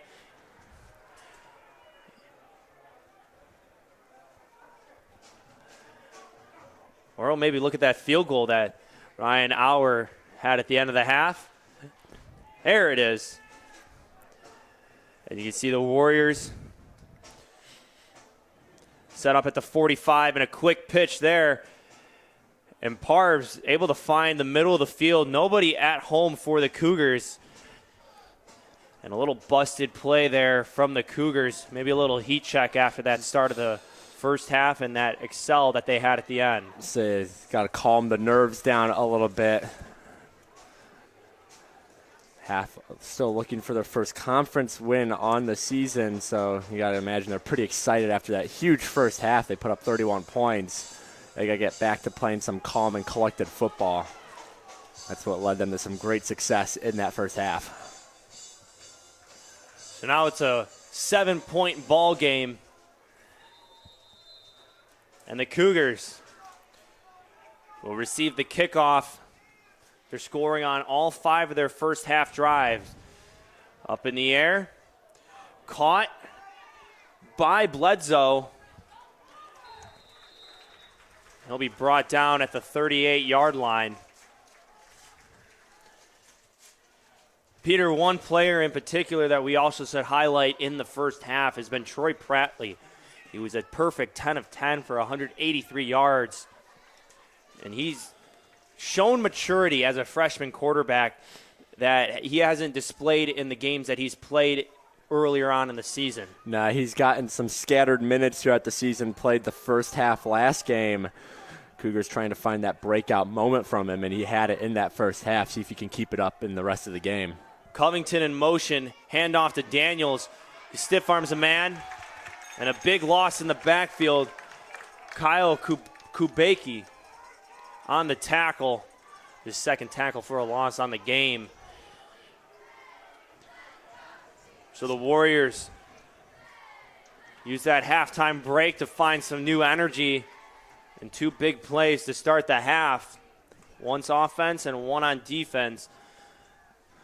So towards the end of the first half, we saw the Warriors' defense start to pick up on the Cougars' motions a little bit more. We saw it there as they blew up the play in the backfield. 2nd and 15, another handoff to Daniels, who follows Warden. He'll get back the yardage and a little bit more. It'll be 3rd down and 8 at the 40-yard line. That's second time we've seen it today, or at least seen it clearly when Daniels used Trey Warden, freshman tight end, to open up some blocking lanes. Daniels is very good at using the people around him to give himself some space, and he's got the vision to exploit it as well. Cougars were 4 for 5 in the first half on 3rd downs.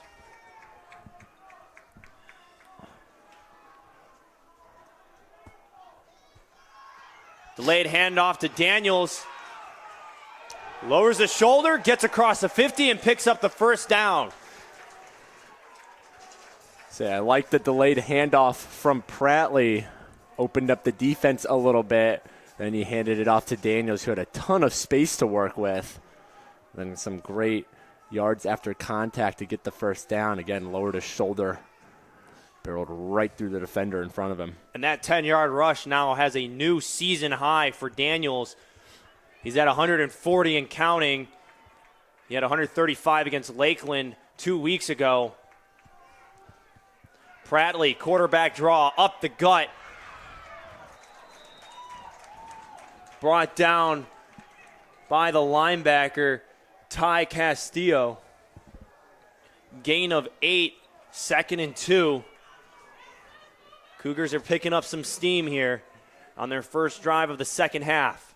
It's a good rebound by the Cougars. They found themselves in a tricky situation to start the drive, 3rd and long. After they got that first down, they've been rolling now.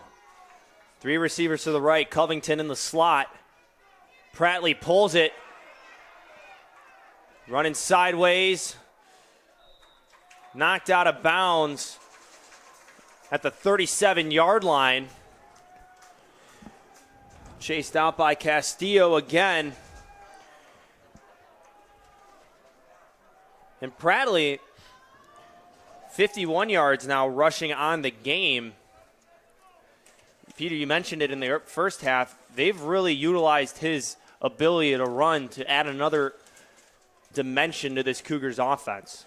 Yeah, you got to worry about him carrying the ball, and you got to worry about Daniels, of course. You also got to worry about Prattley throwing, which he's had good success doing today. Creates a lot of headaches for the defense to worry about. Prattley and Daniels have combined for 186 yards. Flags fly. Daniels, another run up the middle. Big gain. He'll pick up 12, but we'll wait to see what the flag is. They might bring it back.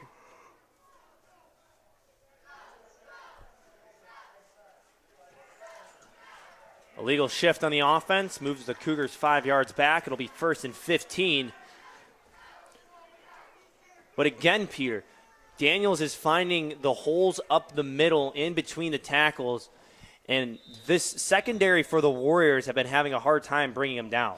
Yeah, once he gets past that front line of the Warriors defense, it's been almost all open space for him. That's why he's able to rip off a couple 50-yard rushes or 50-plus yard rushes today. Handoff to Daniels. Makes a man miss. Shoves one to the side. Dives forward.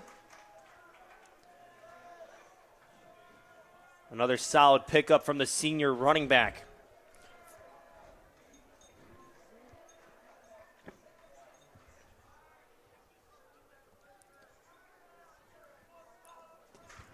Second down and 5.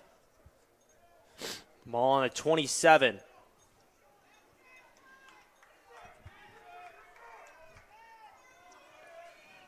They'll feed it to Daniels again. This time a gain of 1.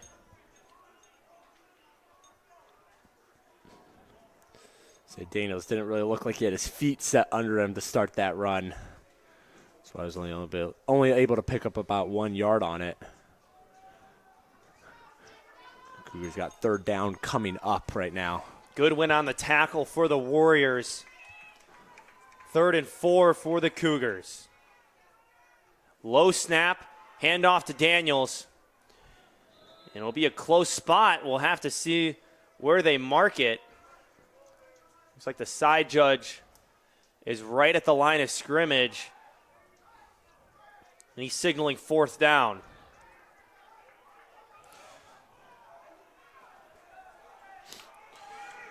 Fourth and short. DeAndre Daniels was signaling to the sideline, stay back. He wants the ball. He wants the offense to stay out there. Warriors pack the box. So they know what's coming. Another handoff to Daniels. Just gets enough.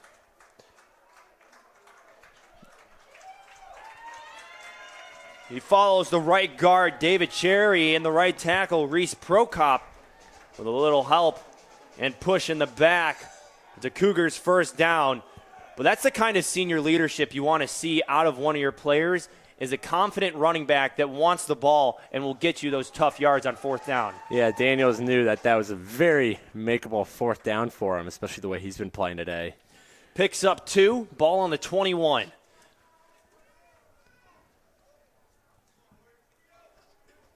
It's been 9 plays so far, 41-yard drive for the Cougars. Prattley sacked in the backfield. Brought down by number 35, Kyle Kubaki.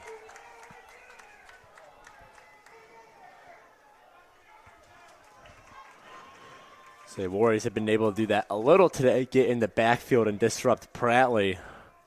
Might want to be a bit more consistent with it to shut down this Cougars offense. So they got a 2nd and long coming up now.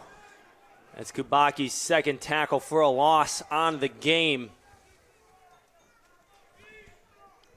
5-yard loss for the Cougars.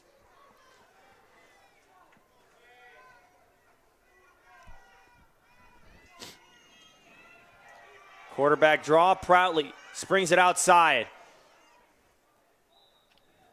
Chased out of bounds on the far side by Alec Lee.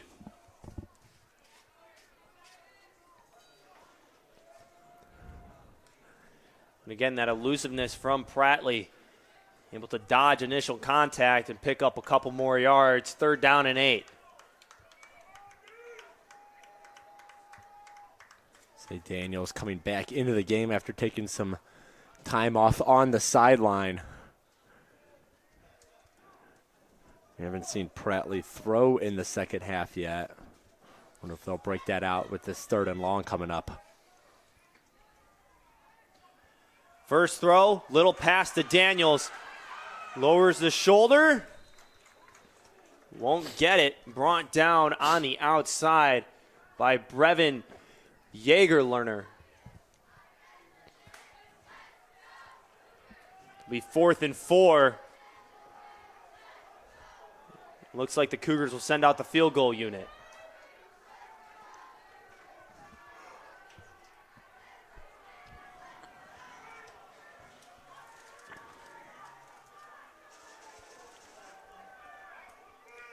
It'll be a 37-yard attempt from Auer. It's up, and it's good. Cougars able to respond to that touchdown from the Warriors with a field goal. Makes it a 10-point ball game with 6:55 remaining in the third quarter. We'll take a quick break and bring you more of this action-packed game between the Warriors and Cougars shortly on the Cougar Sports Network.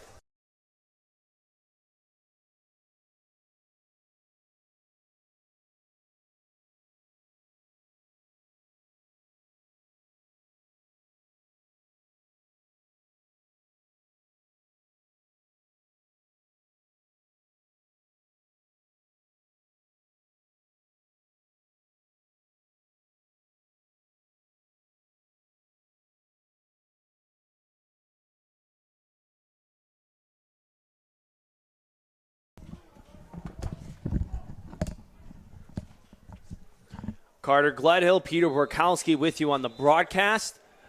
Thank you for tuning in to the Cougar Sports Network on this fine Saturday afternoon. That has turned into a sunny day, Halloween weekend.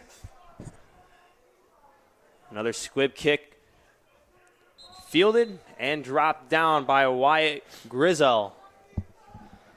The last couple kickoffs, we've seen that squib kick really throw off the Warriors' special teams. They've had to just catch it and drop to the ground a few times. One time it bounced over their man's head and rolled out. So squib kick playing mind games right now with WLC. Well, in their game against Lakeland, CUC did give up a kick return for a touchdown, so not allowing the Warriors to do anything in that department. And just telling them to set up shop in the middle of their own territory. Ball on the 32. Man in motion to the left side. Yaki. Swing pass. Gain of 2 on the play. Received by Justin Parbs. Egbo was in the backfield. He got a hand on Parbs, but Parbs blew right by it. So good positioning there from Egbo. Pick up on what was happening, just couldn't execute on the tackle.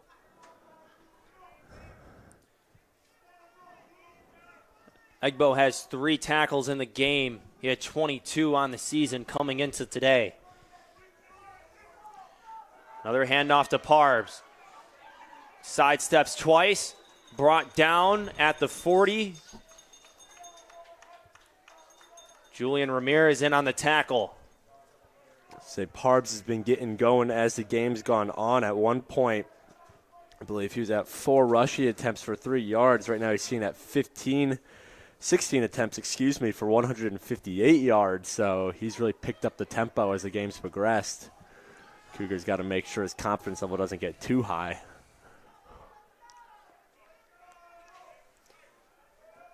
We mentioned the Cougars have the second best defense in the NAC conference. And Parbs finds another hole. And he's dragged down by Earl McIntyre near the 30-yard line.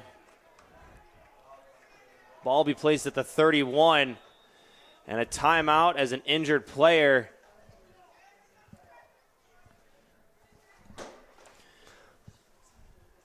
So another big gain on the ground for the Warriors, courtesy of Justin Parbs.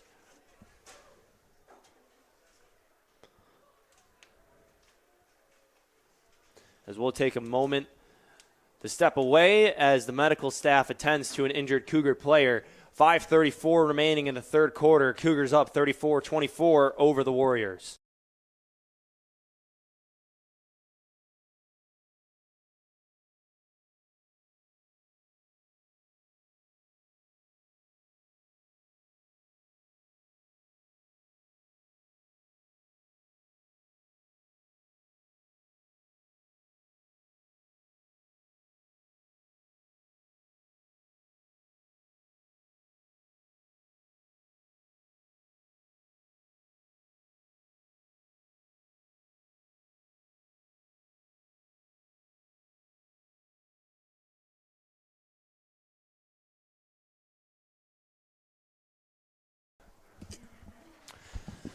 So Adam Hernandez was the one that was on the tackle on that last play, not McIntyre.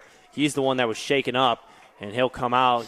Looks like he's holding his leg, maybe his quad, but he seems to be walking out off in his own power, and will take a couple plays off. That's always a good sign.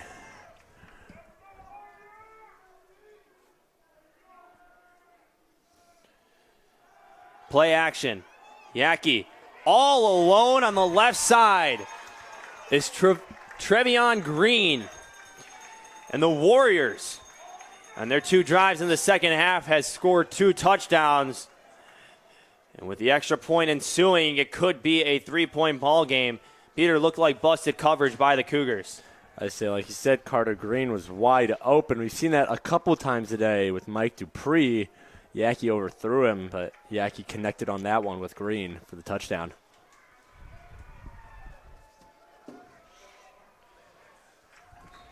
Extra point good, makes it a 1-score ball game. 34-31 is the score. Let's take a look at that last play. As that was just a wide open pass and reception by Green. Looked to be the corner, not go with the receiver in a zone defense. But also interesting strategy and good coaching on the part of Eric Tresky. They attacked the same side that Hernandez was at, so they had their other cornerback in, and they went right after the Cougar defense on that side. Right, attack the weak side. The player they have not been throwing towards much today is Cougars defensive back Brendan Bow. We talked about him pregame. He's been an excellent freshman for the Cougars defense. Warriors smart to stay away from his side of the field, especially attack that weak side after Hernandez had to come out with the injury. That 31-yard touchdown pass is Yaki's longest of the game. He's now 10 of 15 for 131 yards. And now it's an interesting game.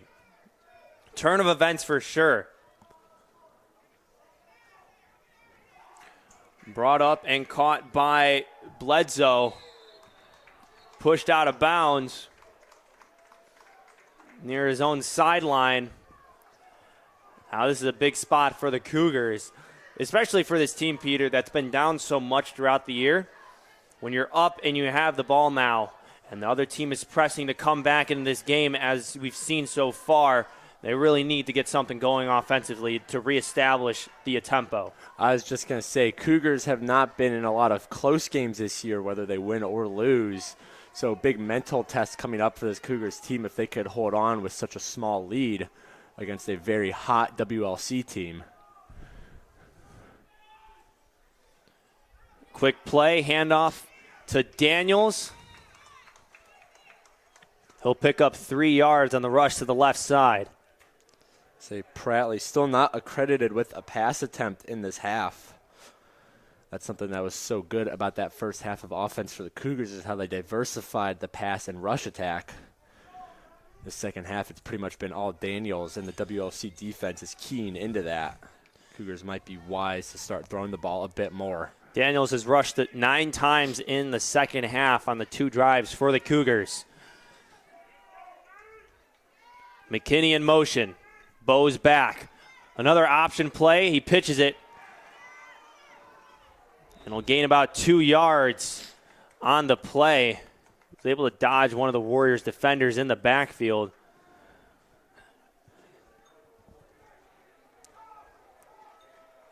Well, he's 3rd down and 5.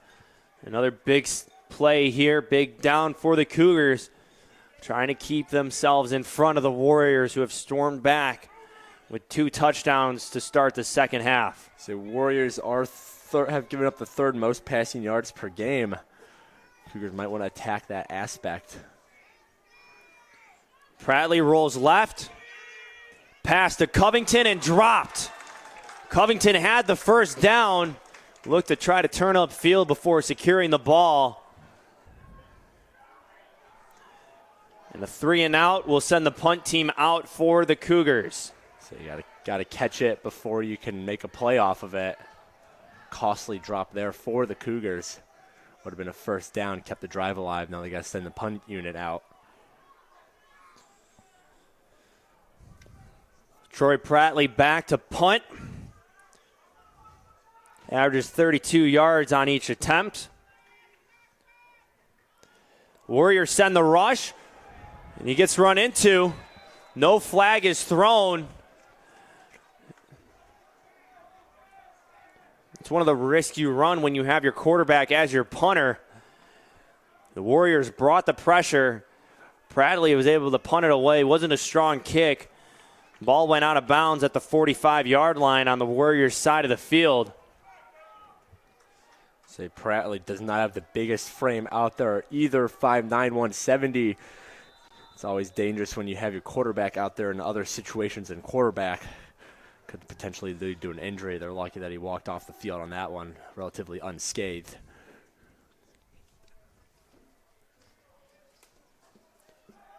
Another handoff to Parbs. Cuts it back towards the middle, gets some blocks from the lineman. Tyler Dudley in to bring him down. Earl McIntyre, the second to come to the aid of Dudley.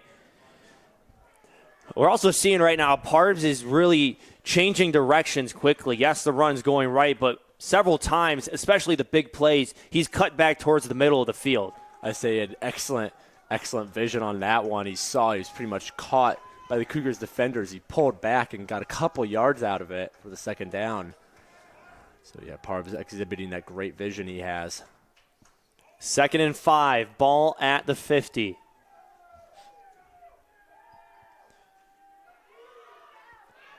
Yaki keeps it himself. He'll gain 2. But nice job by the Cougars defense staying home and not chasing Parbs in the backfield. It's the first time we've seen Yaki run today. He's got 133 yards on 23 carries this season, so he's not a bad runner by any means. Thomas and Aljay Pipkins on the tackle. So 3rd and short. Cougars need a stop. Warriors trying to extend their momentum. Empty backfield. Parbs motioned left. Cougars bring the pressure. And they go to Parbs, and it's broken up and knocked out of bounds. Big play on that side by Earl McIntyre. And it'll bring up 4th down for the Warriors. It's a fantastic play by the senior out of Smithville, Texas. WLC receiver had it in his hands, and McIntyre came up behind him while he's still bobbling it and knocked it out. Kept the 1st down. The WLC keeping the offense on the field. We saw Yaki with one of those little pooch punts earlier. We'll see what he does here. They keep the offense out. 4th and short, play clock at 7. Try to draw the defense off sides too, maybe. 2, 1, they get the snap off. Quick pitch to Parbs, cuts it up the middle. He'll get the 1st down. Gets 5 on the play. Tyler Dudley in on the tackle. But again, Parbs trying to redirect himself towards the middle of the field, pays off. And the Warriors take a deep breath as they get a new set of downs. Say a little bit of a gutsy play with that pitch to Parbs on the side, towards the sideline. But like you said, Parbs, excellent vision, able to cut horizontally, get the free space, get the 1st down, extend the drive. Duo misses him on the run throw. And a catch on the sideline. Amazing play by Trevion Green. Had the defender right up in his grill. Reached over the top and pulled it down. Another big play from the Warriors. 22 receptions on the year. Last year, he was 2nd on the team in receptions with 17 in the shortened season they played. It was just a fantastic catch over the Cougars defender. He had no reason to bring that one down, yet he still did. 20-yard pass. Eric Wade on the tackle and coverage for the Cougars. Ball on the 23. Under a minute to play. Handoff this time given to Jalen Harris. He'll pick up 6 yards.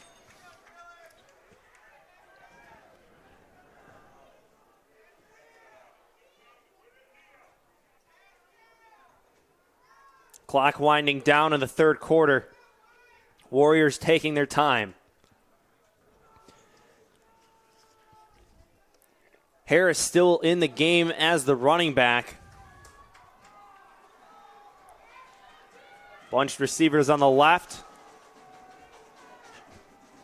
Schneider, the lone receiver on the bottom, covered by Lenny Woods.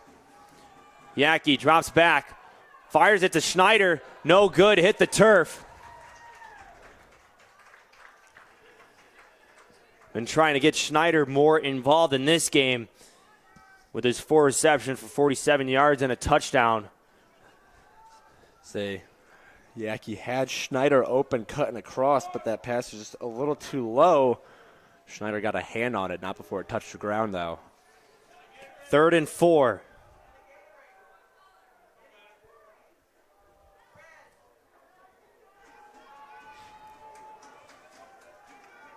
Schneider again, the wide out on the right side, joined by Castillo.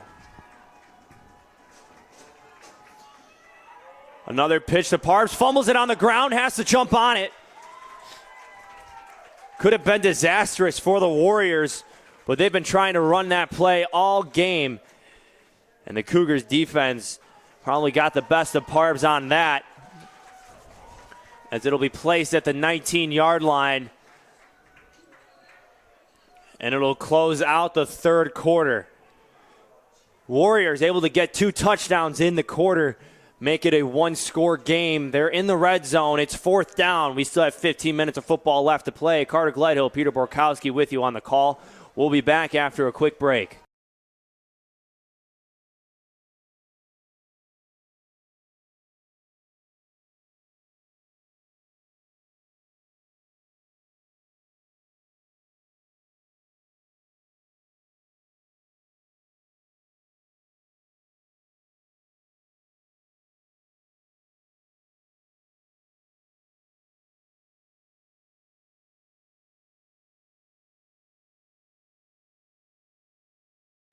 All right. Welcome back to the broadcast. Carter Gledhill, Peter Borkowski with you. Want to give a quick moment to shout out our production crew here on the Cougar Sports Network. Jaylene Wade, Grace Miller on the camera, Ryan McGee directing, as well as Julia Beers producing. Chandler Kerr, our magnificent PA announcer, joined by Katie Schrems on the far side, as well as our full staff of CJ Sellner, Justin Bajorseth, and Kayla McLeod. And let's not forget the last member, Wyatt McLaughlin, our spotter for stats. You know, someday, Peter, I'm going to remember to get everybody in one take. One day. That'll be the day, Carter. A lot of people working the football games here at Concordia. Make these broadcasts possible. 4th down, Warriors go for it. Gets a finger on it, and the Cougars break it up. Trevon Thomas, the freshman linebacker, able to extend and get that, and stalls the Warriors' attempt at another score. Good play by the freshman. Talked about him in the pregame. He's been huge for the Cougars, even as the freshman. Great play there. He read that pass perfectly. Stuck his hand out there, knocked it down. Caused a turnover on downs. So now here's the part for the Cougars. Up 3, Peter. What do you expect to see in the 4th quarter from them offensively? I think we're going to see a lot of DeAndre Daniels. They're going to want to run this clock down, but it might be wise if they open up the passing a little too to move downfield, keep the foot on the pedal. And they do just that. Handoff to Daniels, left side. Gain of 5. And he'll keep that clock moving. DeAndre Daniels, a new season high of rushing. On his 21st carry, picks up 168 yards on the game. Cougars are quick to the line again. This time Pratley throws it, deflected at the line of scrimmage. Nathan Iwaskowitz was able to get a hand on that. Looked like they hit off his forearm and went between his arms. A lot of credit to this WLC defense in the second half, holding a Cougars offense that was rolling in the first half to only 3 points so far. We're just starting the fourth quarter. They're going to need to keep it up if they want to get back, if they want to take the lead here.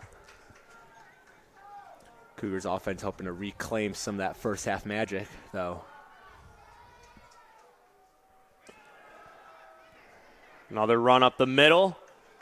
Close to the first down marker. We'll see where the official spots the ball. And they signal first down. Another big play from DeAndre Daniels, Peter. And he is the workhorse right now, keeping the Cougars ahead and offensively productive. So there's a lot to like about his game today, but if there's one thing I'd point out, it's his yards after contact. He's been taking a lot of hits, but uses his 5'11", 194 frame to keep pushing forward, get those hard yards after some contact. The Cougars only threw the ball twice in the third quarter. And they've been just feeding Daniels the entire game. Pick up on 2 on that. And doing so, Andy Lambert knows the scouting report on these Warriors. As the Warriors allowed 286 rushing yards a game, that's last in the conference. As this defense has struggled, been able to pick up some of the slack in the last 2 games. But DeAndre Daniels throwing a wrench in their plans right now.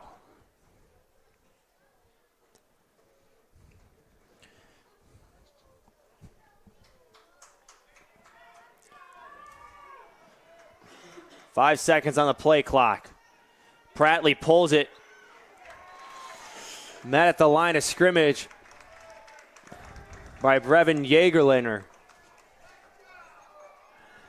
And it's a 3rd and long now for the Cougars. Lots of third downs for the Cougars in this second half. Of course, at this point, they're just trying to waste as much time on the clock as they can, but there's also something to be said about being aggressive and going downfield, put some more points up on the board, especially against a WLC defense that ranks last in the MAC in points per game at 49.3. Covington in motion. Another handoff to Daniels. He'll spring it outside, cut it back up the middle. And it looks like he'll get the first down. DeAndre Daniels runs it up the gut, and on that play, saw nothing was there, sprung it outside. And Peter, it's impressive what Daniels has been doing in this game to set the tempo for this Cougars offense. That set of downs was eerily similar to that first set of downs the Cougars had on this drive. They got it to 3rd and about 5 or so, and then Daniels able to barely get the first down. Castillo and Lee on the tackle. New set of downs for the Cougars. They'll hand it to Daniels again.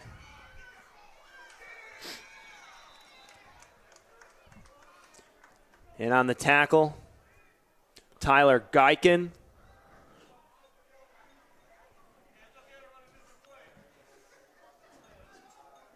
As well as Kyle Kubaki.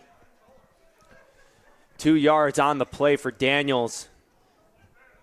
The Cougars are just chipping away at the Warriors' defense.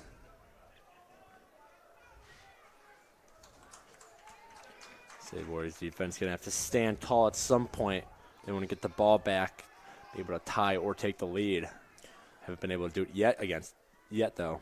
8th play of the drive for the Cougars is a rollout pass for Prattley. Throws it up. Intended pass was for Covington. It goes out of bounds. Another 3rd down for the Cougars. And Peter, this Warriors defense has really slowed down the offense in the passing game as well, really trying to exploit that. The game plan for the Cougars has been giving it to Daniels the entire time. Right. They had 10 pass attempts in the first half. So far they've had 3 in the second half. So another 3rd and long for the Cougars. Prattley rolls out right. On the run. Finds Covington. He gets it. Knocked out of bounds at the 47-yard line. Christian Covington, earlier in the second half, in the third quarter to be more specific, had a chance on 3rd down to get a first down and dropped it. That one, he's able to secure it. So make it up for that drop right there. Big first down for the Cougars. And we've seen the Cougars use Prattley's ability to roll out to his throwing side and the right side a lot. I think that gives him more versatility, and I feel like he's more comfortable on the run throwing it than sitting in the pocket so far. When he looks best. Quick pass, in and out of the hands of Ty McKinney. Say Jaron Windham also got some hands on it.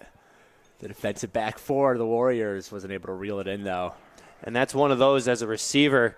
When you have a corner right on you, it splits your hands. It might fall into the grasp of the Warriors defender. And as you mentioned, Peter, Windham was right there. The ball was for the taking. 2nd down and 10. 10:23 left in the game. McKinney in motion. Prattley pulls it, runs it up the middle. He'll get to the 39-yard line. Still spotted at the 40, though. It's a nice rush right up the gut for Prattley. Made this 3rd down manageable for the Cougars. They find themselves in another 3rd down position. Good win on the tackle. So that rush will match Prattley's season high in rushing yards a game with 75. One more yard and he'll break it. And it'll also be a career high for the freshman as well.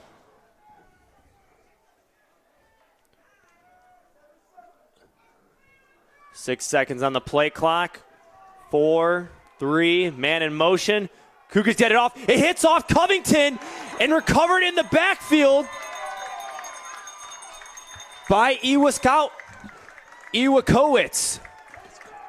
So the Cougars tried to rush the snap to avoid the delay of game, and it ended up hitting off the leg of Covington. Costly mistake for the Cougars. Give the Warriors good field position at the 43-yard line. Peter, that's the miscommunication you talked about earlier. That's right. It's been relatively clean all game, though it rears its ugly head in a pivotal moment for the Cougars. You got to hope this one doesn't come back to bite them, as the Warriors are starting with some pretty good field position as they look to tie it or take the lead here. First turnover of the game for the Cougars. 2 running backs in the backfield. Hand off to Dupree, trying to change it up. 3-yard rush.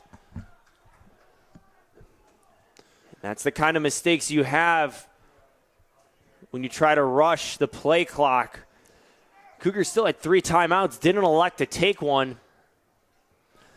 But the Cougar defense needs to step up here. So you don't want to take a timeout there, but sometimes it's necessary so you don't get a costly mistake like that on the board. Those are one of those plays you never really expect to happen, but you practice it enough where it could happen. 3 seconds on the play clock. Yaki gets the snap off. They handed it off to Dupree again. No gain on the play. Tackled by number 91, Martin Egbo. And Peter, this front line for the Cougars as well as the linebackers have been really, really slowing down the offense and keeping the Cougars in the game. So this is a huge 3rd down for them right here. If they can get this ball right back after that costly turnover, keep the momentum on their side. The Warriors can get this 1st down, though. Momentum will swing towards their side. So they're only down by 3 right now. Play clock winding down. They get the snap off. Pitch off to the side, but denied by number 7, Justin Aduo. Big play, bringing down Parbs for a big loss and sends the punt team out for the Warriors. So the juniors for the Cougars, he's been in the backfield all game long. Hasn't been able to connect on any sacks or any tackles for loss, really, but gets a huge one there, forces the punt. Warriors lose 6 on the big play by a duo. And they'll send out their true punt team this time. Exactly what the Cougars needed right there after that turnover. Yaki punts it. And Covington with the fair catch at the 28-yard line. but big stand from the Cougars defense. 7:14 remaining in the game. 34-31 is our score. We'll take a quick break before the Cougars come out to offense.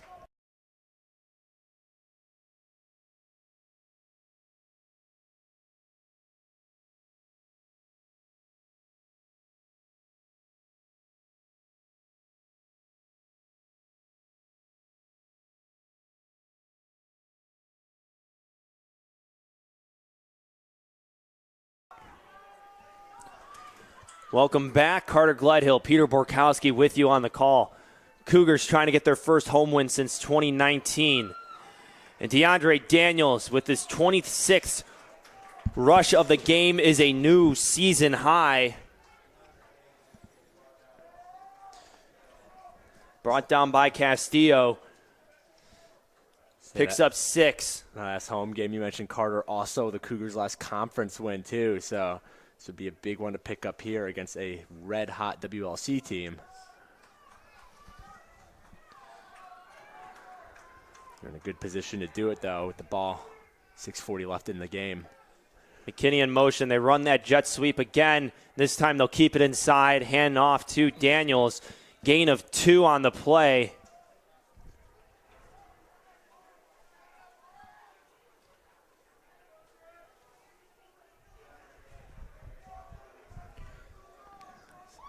So we see the Cougars taking their time with the play calling a bit more now as compared to the first half, which was lightning quick. Again, goes back to trying to kill some time on the clock, but you just got to hope that doesn't run into another miscommunication problem that led to that last turnover. Daniels now with 193 rushing yards. Motion. This time they hand it off to McKinney. And he slips a tackle and he's got some room. And a big, big play from Ty McKinney. It looked to be a tackle for a loss, but somehow, in some way, Ty McKinney kept his foot. So we saw a mass of WLC defenders in the backfield. I thought McKinney was under him. Daniels shed a blocker, trying to get someone on there, and then finally brought down. But huge play. Say McKinney, only 5'10", 150, using that small frame to his advantage to slip through those defenders. 3 seconds on the play clock. 1.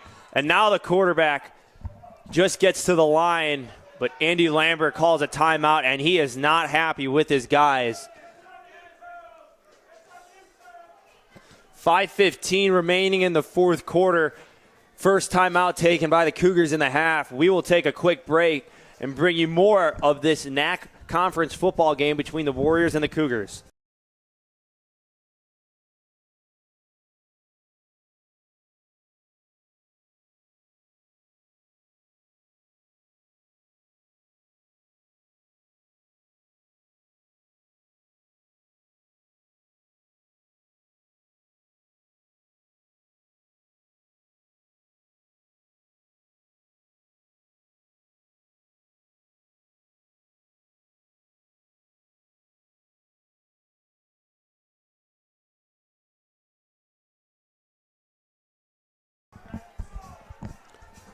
So the Cougars have to take a timeout to avoid the delay of game penalty.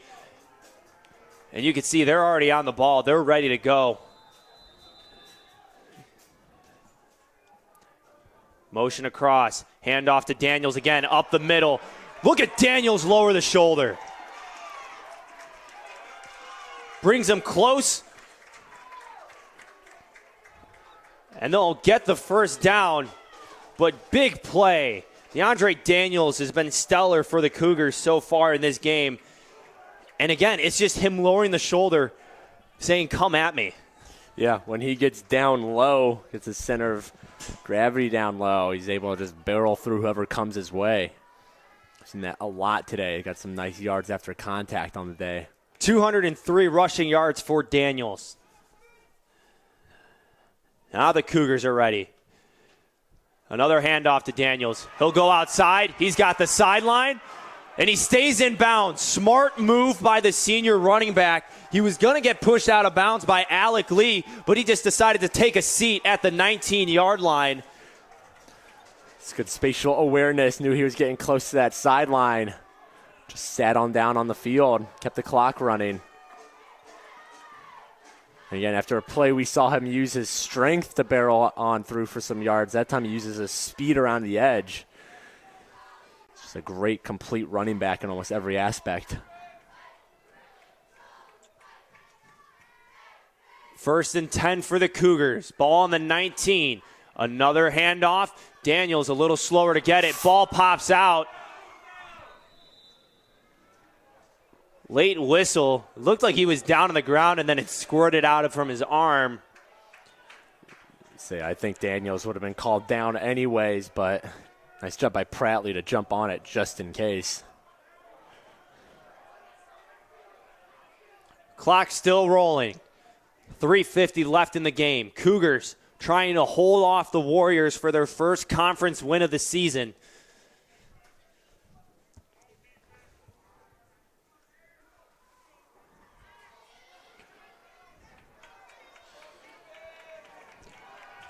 Now the Cougars get to the line. 3 seconds left. And they have to take another timeout.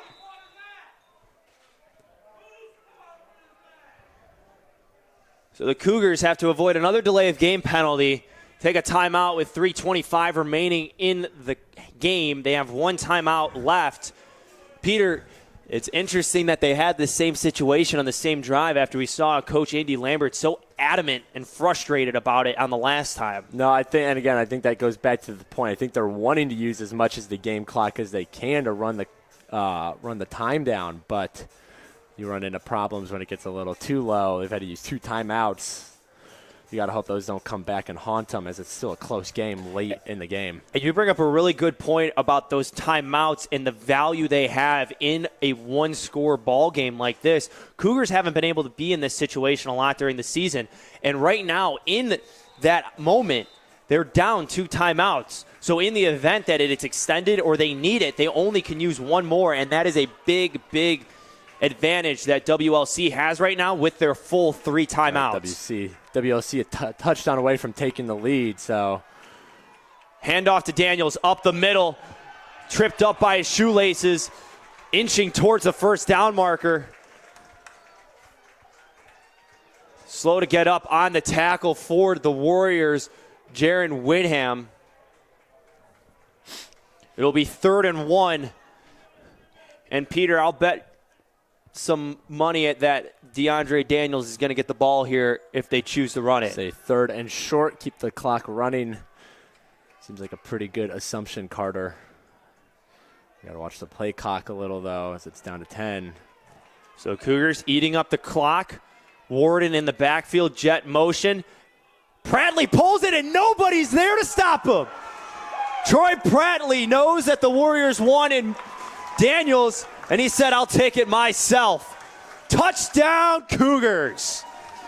We didn't see much of that in the second half of Prattley designed runs, but gets a key one there as he makes this a 2-score game now.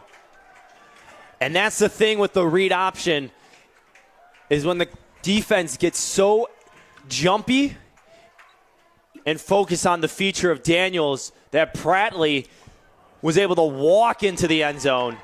And now the score is back to a 10-point lead for the Cougars. And we'll get a look at that run. And look at that. Corner crashes. Safety goes to Prattley, able to waltz into the end zone. No opposition whatsoever for Prattley. So WLC's got some work to do. Down 2 scores. 2:37 left in regulation. An 8-play, 72-yard drive that took 4 minutes and 37 seconds off the clock.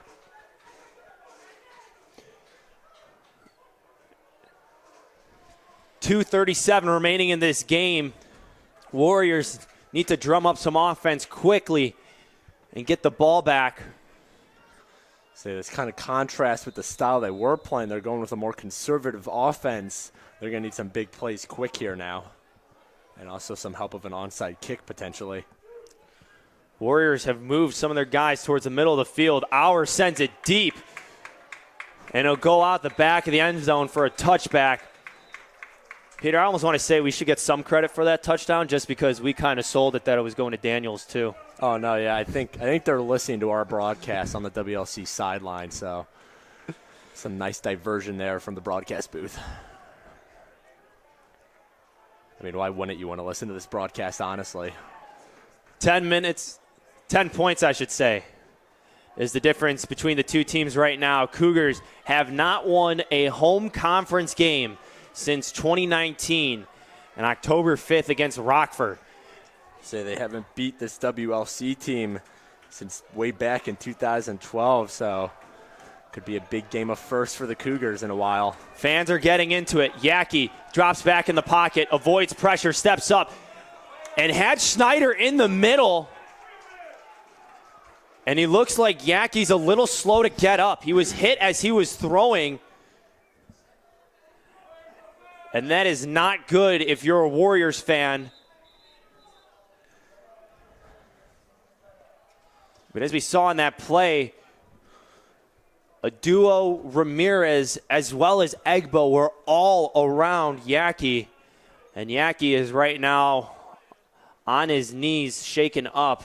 We'll take a quick break as the medical staff attends to him. 2:32 left in the game. Cougars up 41-31 over the Warriors. And we'll actually stay here. Yaki frustrated right now as he has to come to the sideline. So now coming in to play quarterback, Matthew Davis, the sophomore from Lake Mills, Wisconsin. He's played in 4 games this year, 36% completion rate, 181 yards and 2 touchdowns. He's thrown for 3 interceptions, though.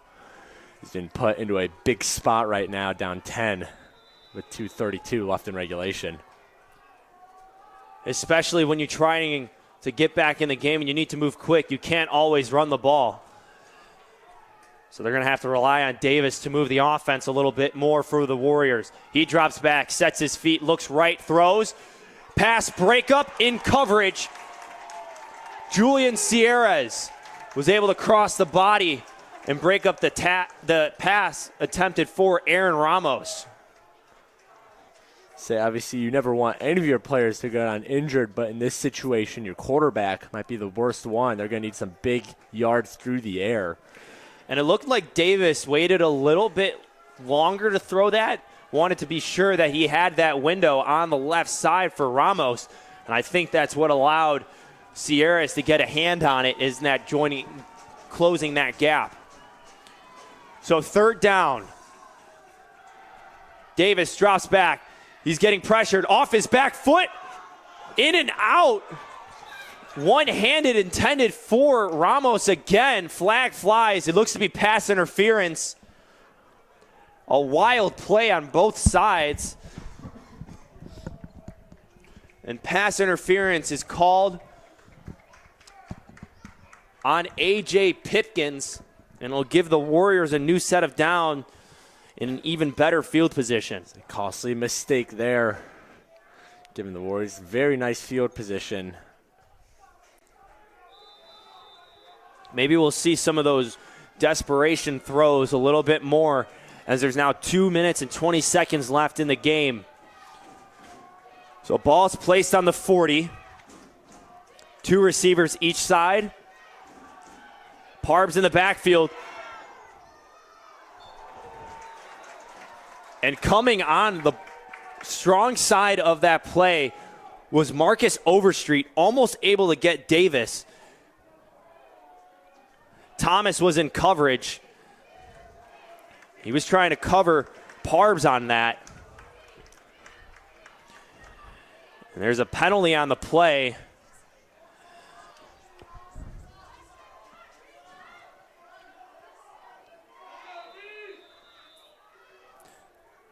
Defensive holding called on Julian Sierras. So a 10-yard penalty.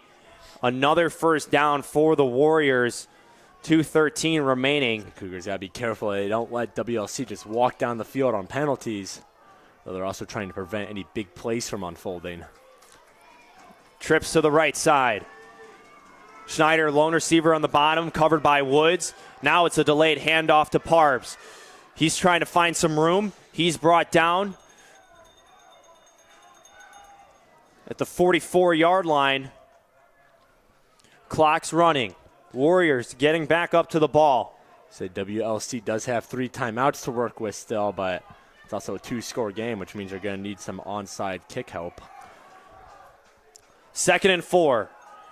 Davis drops back, throws. Strong throw, finds Schneider. Brought down at the 31-yard line.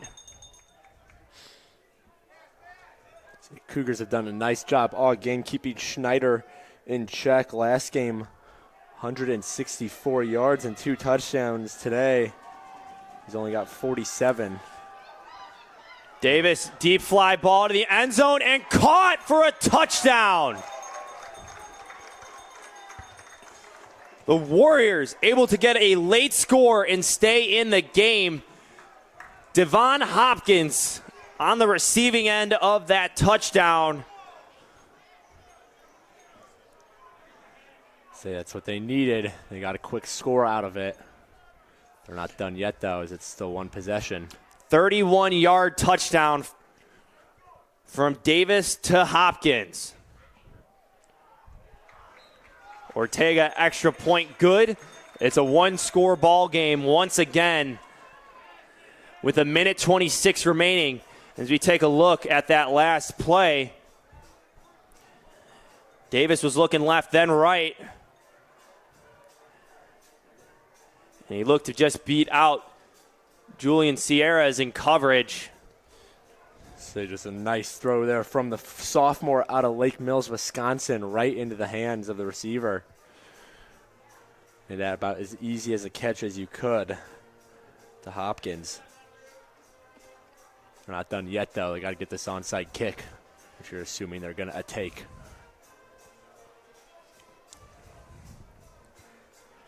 So interesting thing here too, Peter. If the Cougars get the onside kick, Warriors have 3 timeouts. So the Cougars will have to get a first down in order to ice the game. But they're sending out their hands team.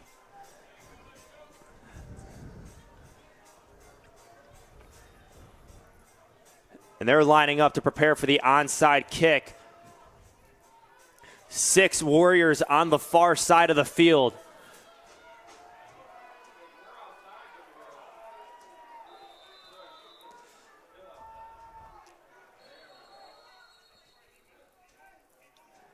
Timeout called by the Cougars. Special teams coordinator Sevi Lubrell, who was the one that went over to Coach Andy Lambert, was telling him what he saw. I think that was just strategy right there, Peter, just to see what the Warriors were coming out with. Right, and also ice the kicker a little bit, make him think a little longer before the kickoff. But you do have to remember that is the Cougars' last timeout of the game, of regulation at least. But a tactical decision there might pay off in the long run if they're able to recover this onside attempt. Looking ahead at the schedules for both teams. Next week, CUC will be on the road at Benedictine and taking on the Eagles at a 1 p.m. start time. WLC will be back home at Concordia, Wisconsin on Saturday the 6th at 1 p.m. in the Lutheran Bowl. But the game lies in the hands of this onside kick. Ortega lines up sideways to the ball. Tops it. Pops up. Goes out of bounds. And a flag is thrown. It looked like it might have been touched by one player. I can't tell who. Say, it looked to me like Chris White, number 84. Freshman receiver out of Houston, Texas. And we'll see what the ref saw.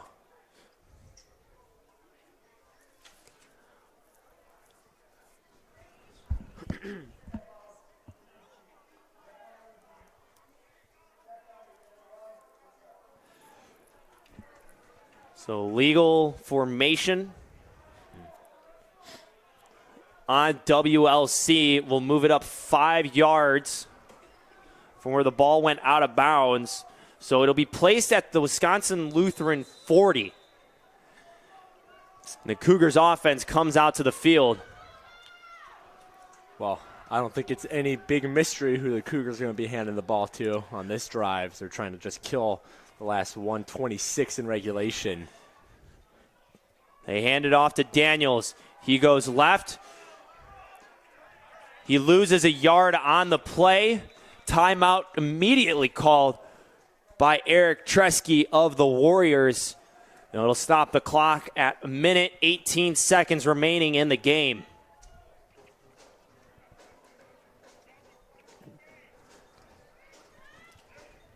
So looking ahead a little, WLC's kicker Ortega is 2 for 3 on the year coming into the game. His longest was a 38-yarder. So they got to get the ball first to make anything like that happen, but always nice to keep that in mind.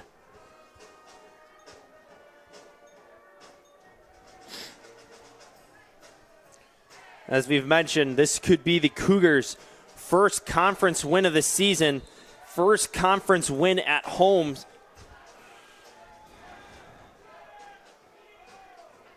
since 2019 against Lakeland.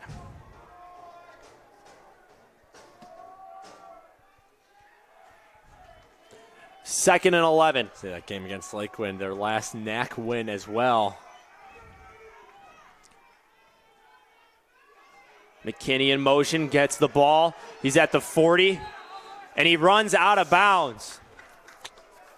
It's a costly mistake there. Last thing you want to do is run out of bounds, give the defense basically a free timeout.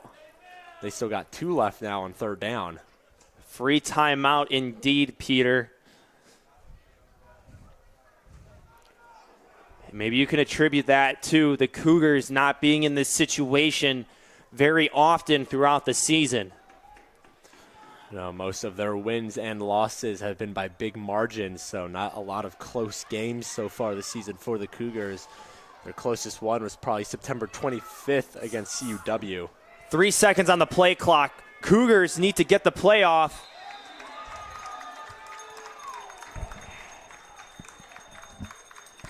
And a delay of game penalty on the Cougars. So now it makes it 3rd and 14.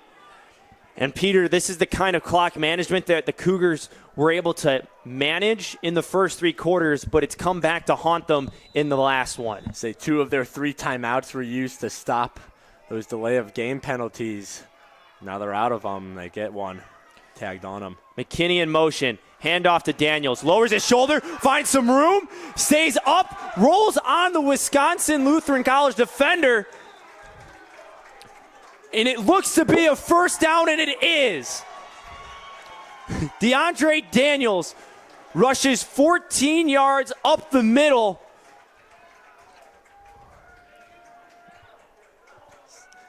And the referee on the far side signaled first down. And now the chain gang is moving. It is a first down for the Cougars. So Daniels doing what he's been doing all game, 243 yards on the day, 33 carries. Might have just got the game icing first down there for the Cougars. So a timeout taken by WLC. But what a run from DeAndre Daniels. It seemed as if the Cougars were just trying to get the clock going again. But he was able to find some room, wiggle his way up the middle, and then was able to stay on top of Ty Castillo and get enough for the first down. Say things weren't looking good for CUC after that delay of game penalty. Moved them back 5 yards, but like I said, Daniels doing what he's been doing all game, put the team on his back. It's a big reason they're 105 away from their first conference win on the season and since 2019 as well. A minute 05 remaining in the game. Cougars have the ball on WLC's 30.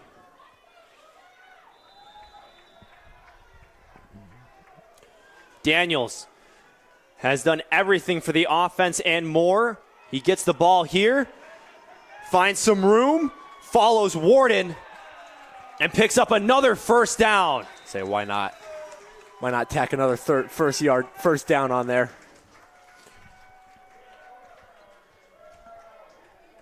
DeAndre Daniels has been a workhorse all game for the Cougars. Another 10-yard rush brings his total on the day to 247 yards on 34 attempts. And let's give credit as well to Trey Warden, the tight end, that's been setting a lot of those initial blocks for Daniels on the outside when he hasn't been running it up the middle. Say, Warden, that's kind of his role on this team. He's only got 3 receptions on the year. Using that big 6 foot, 245-pound frame he's got as a great blocker, and he's been helping Daniels out a lot today. So the Warriors are out of timeouts now.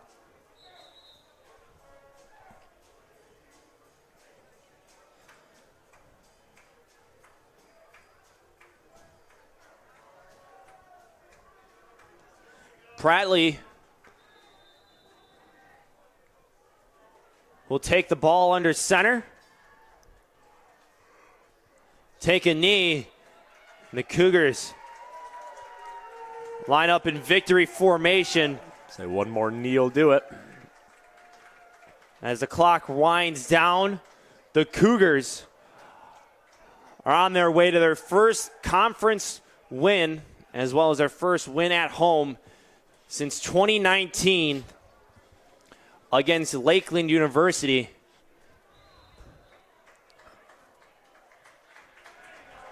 And as both teams head to the sideline, that'll do it. The Cougars have finally broken it. And they have their first conference win of the season. And they do it at home in front of the crowd on Family Weekend.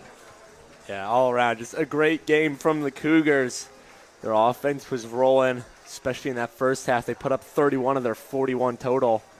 And the defense, they let up 38, but they had some pivotal stops, especially in that second half. 332 rushing yards on the day for CUC. That's the most in a game by our account since 2018 for the Cougars. And DeAndre Daniels, Peter, 247 rushing yards, 3 touchdowns on 34 attempts. That is the definition of a workhorse and your most valuable player. I don't know what else you could say about Daniels. It hasn't been said before. 7.3 yards a carry. I mean, he's been doing it all season long. He does it here today for the Cougars. Troy Pratley, the freshman quarterback, also had a nice game. 11 for 15 for 195 yards. Also added 85 on the ground with 2 touchdowns. So getting it done through the air and on the ground. The Cougars threw the ball 5 times in the second half. DeAndre Daniels did the rest. Let's also give credit to Troy Pratley as well on that big rushing touchdown to extend their lead to the 10-point margin as it was before Wisconsin Lutheran College scored again. But the Cougars get their first conference win, their first win since week 2 at Finlandia. And they'll have a tough task ahead of them next week as they go take on the Eagles of Benedictine on a 1 p.m. start time in Lisle, Illinois. The Warriors fall to 2-6 on the season. They end their 2-game win streak, and they'll have to travel back up north, and they'll play against Concordia, Wisconsin on Saturday at 1 p.m. For our whole production staff of Julia Beers, Ryan McGee, Grace Miller, Jaylene Wade, Chandler Kerr, Wyatt McLaughlin, Katie Schrems, CJ Sellner, Justin Pajorsef, and Kayla McLeod, I'm Carter Gledhill. He is Peter Borkowski. Thank you for joining us on the Cougar Sports Network, and go Cougars.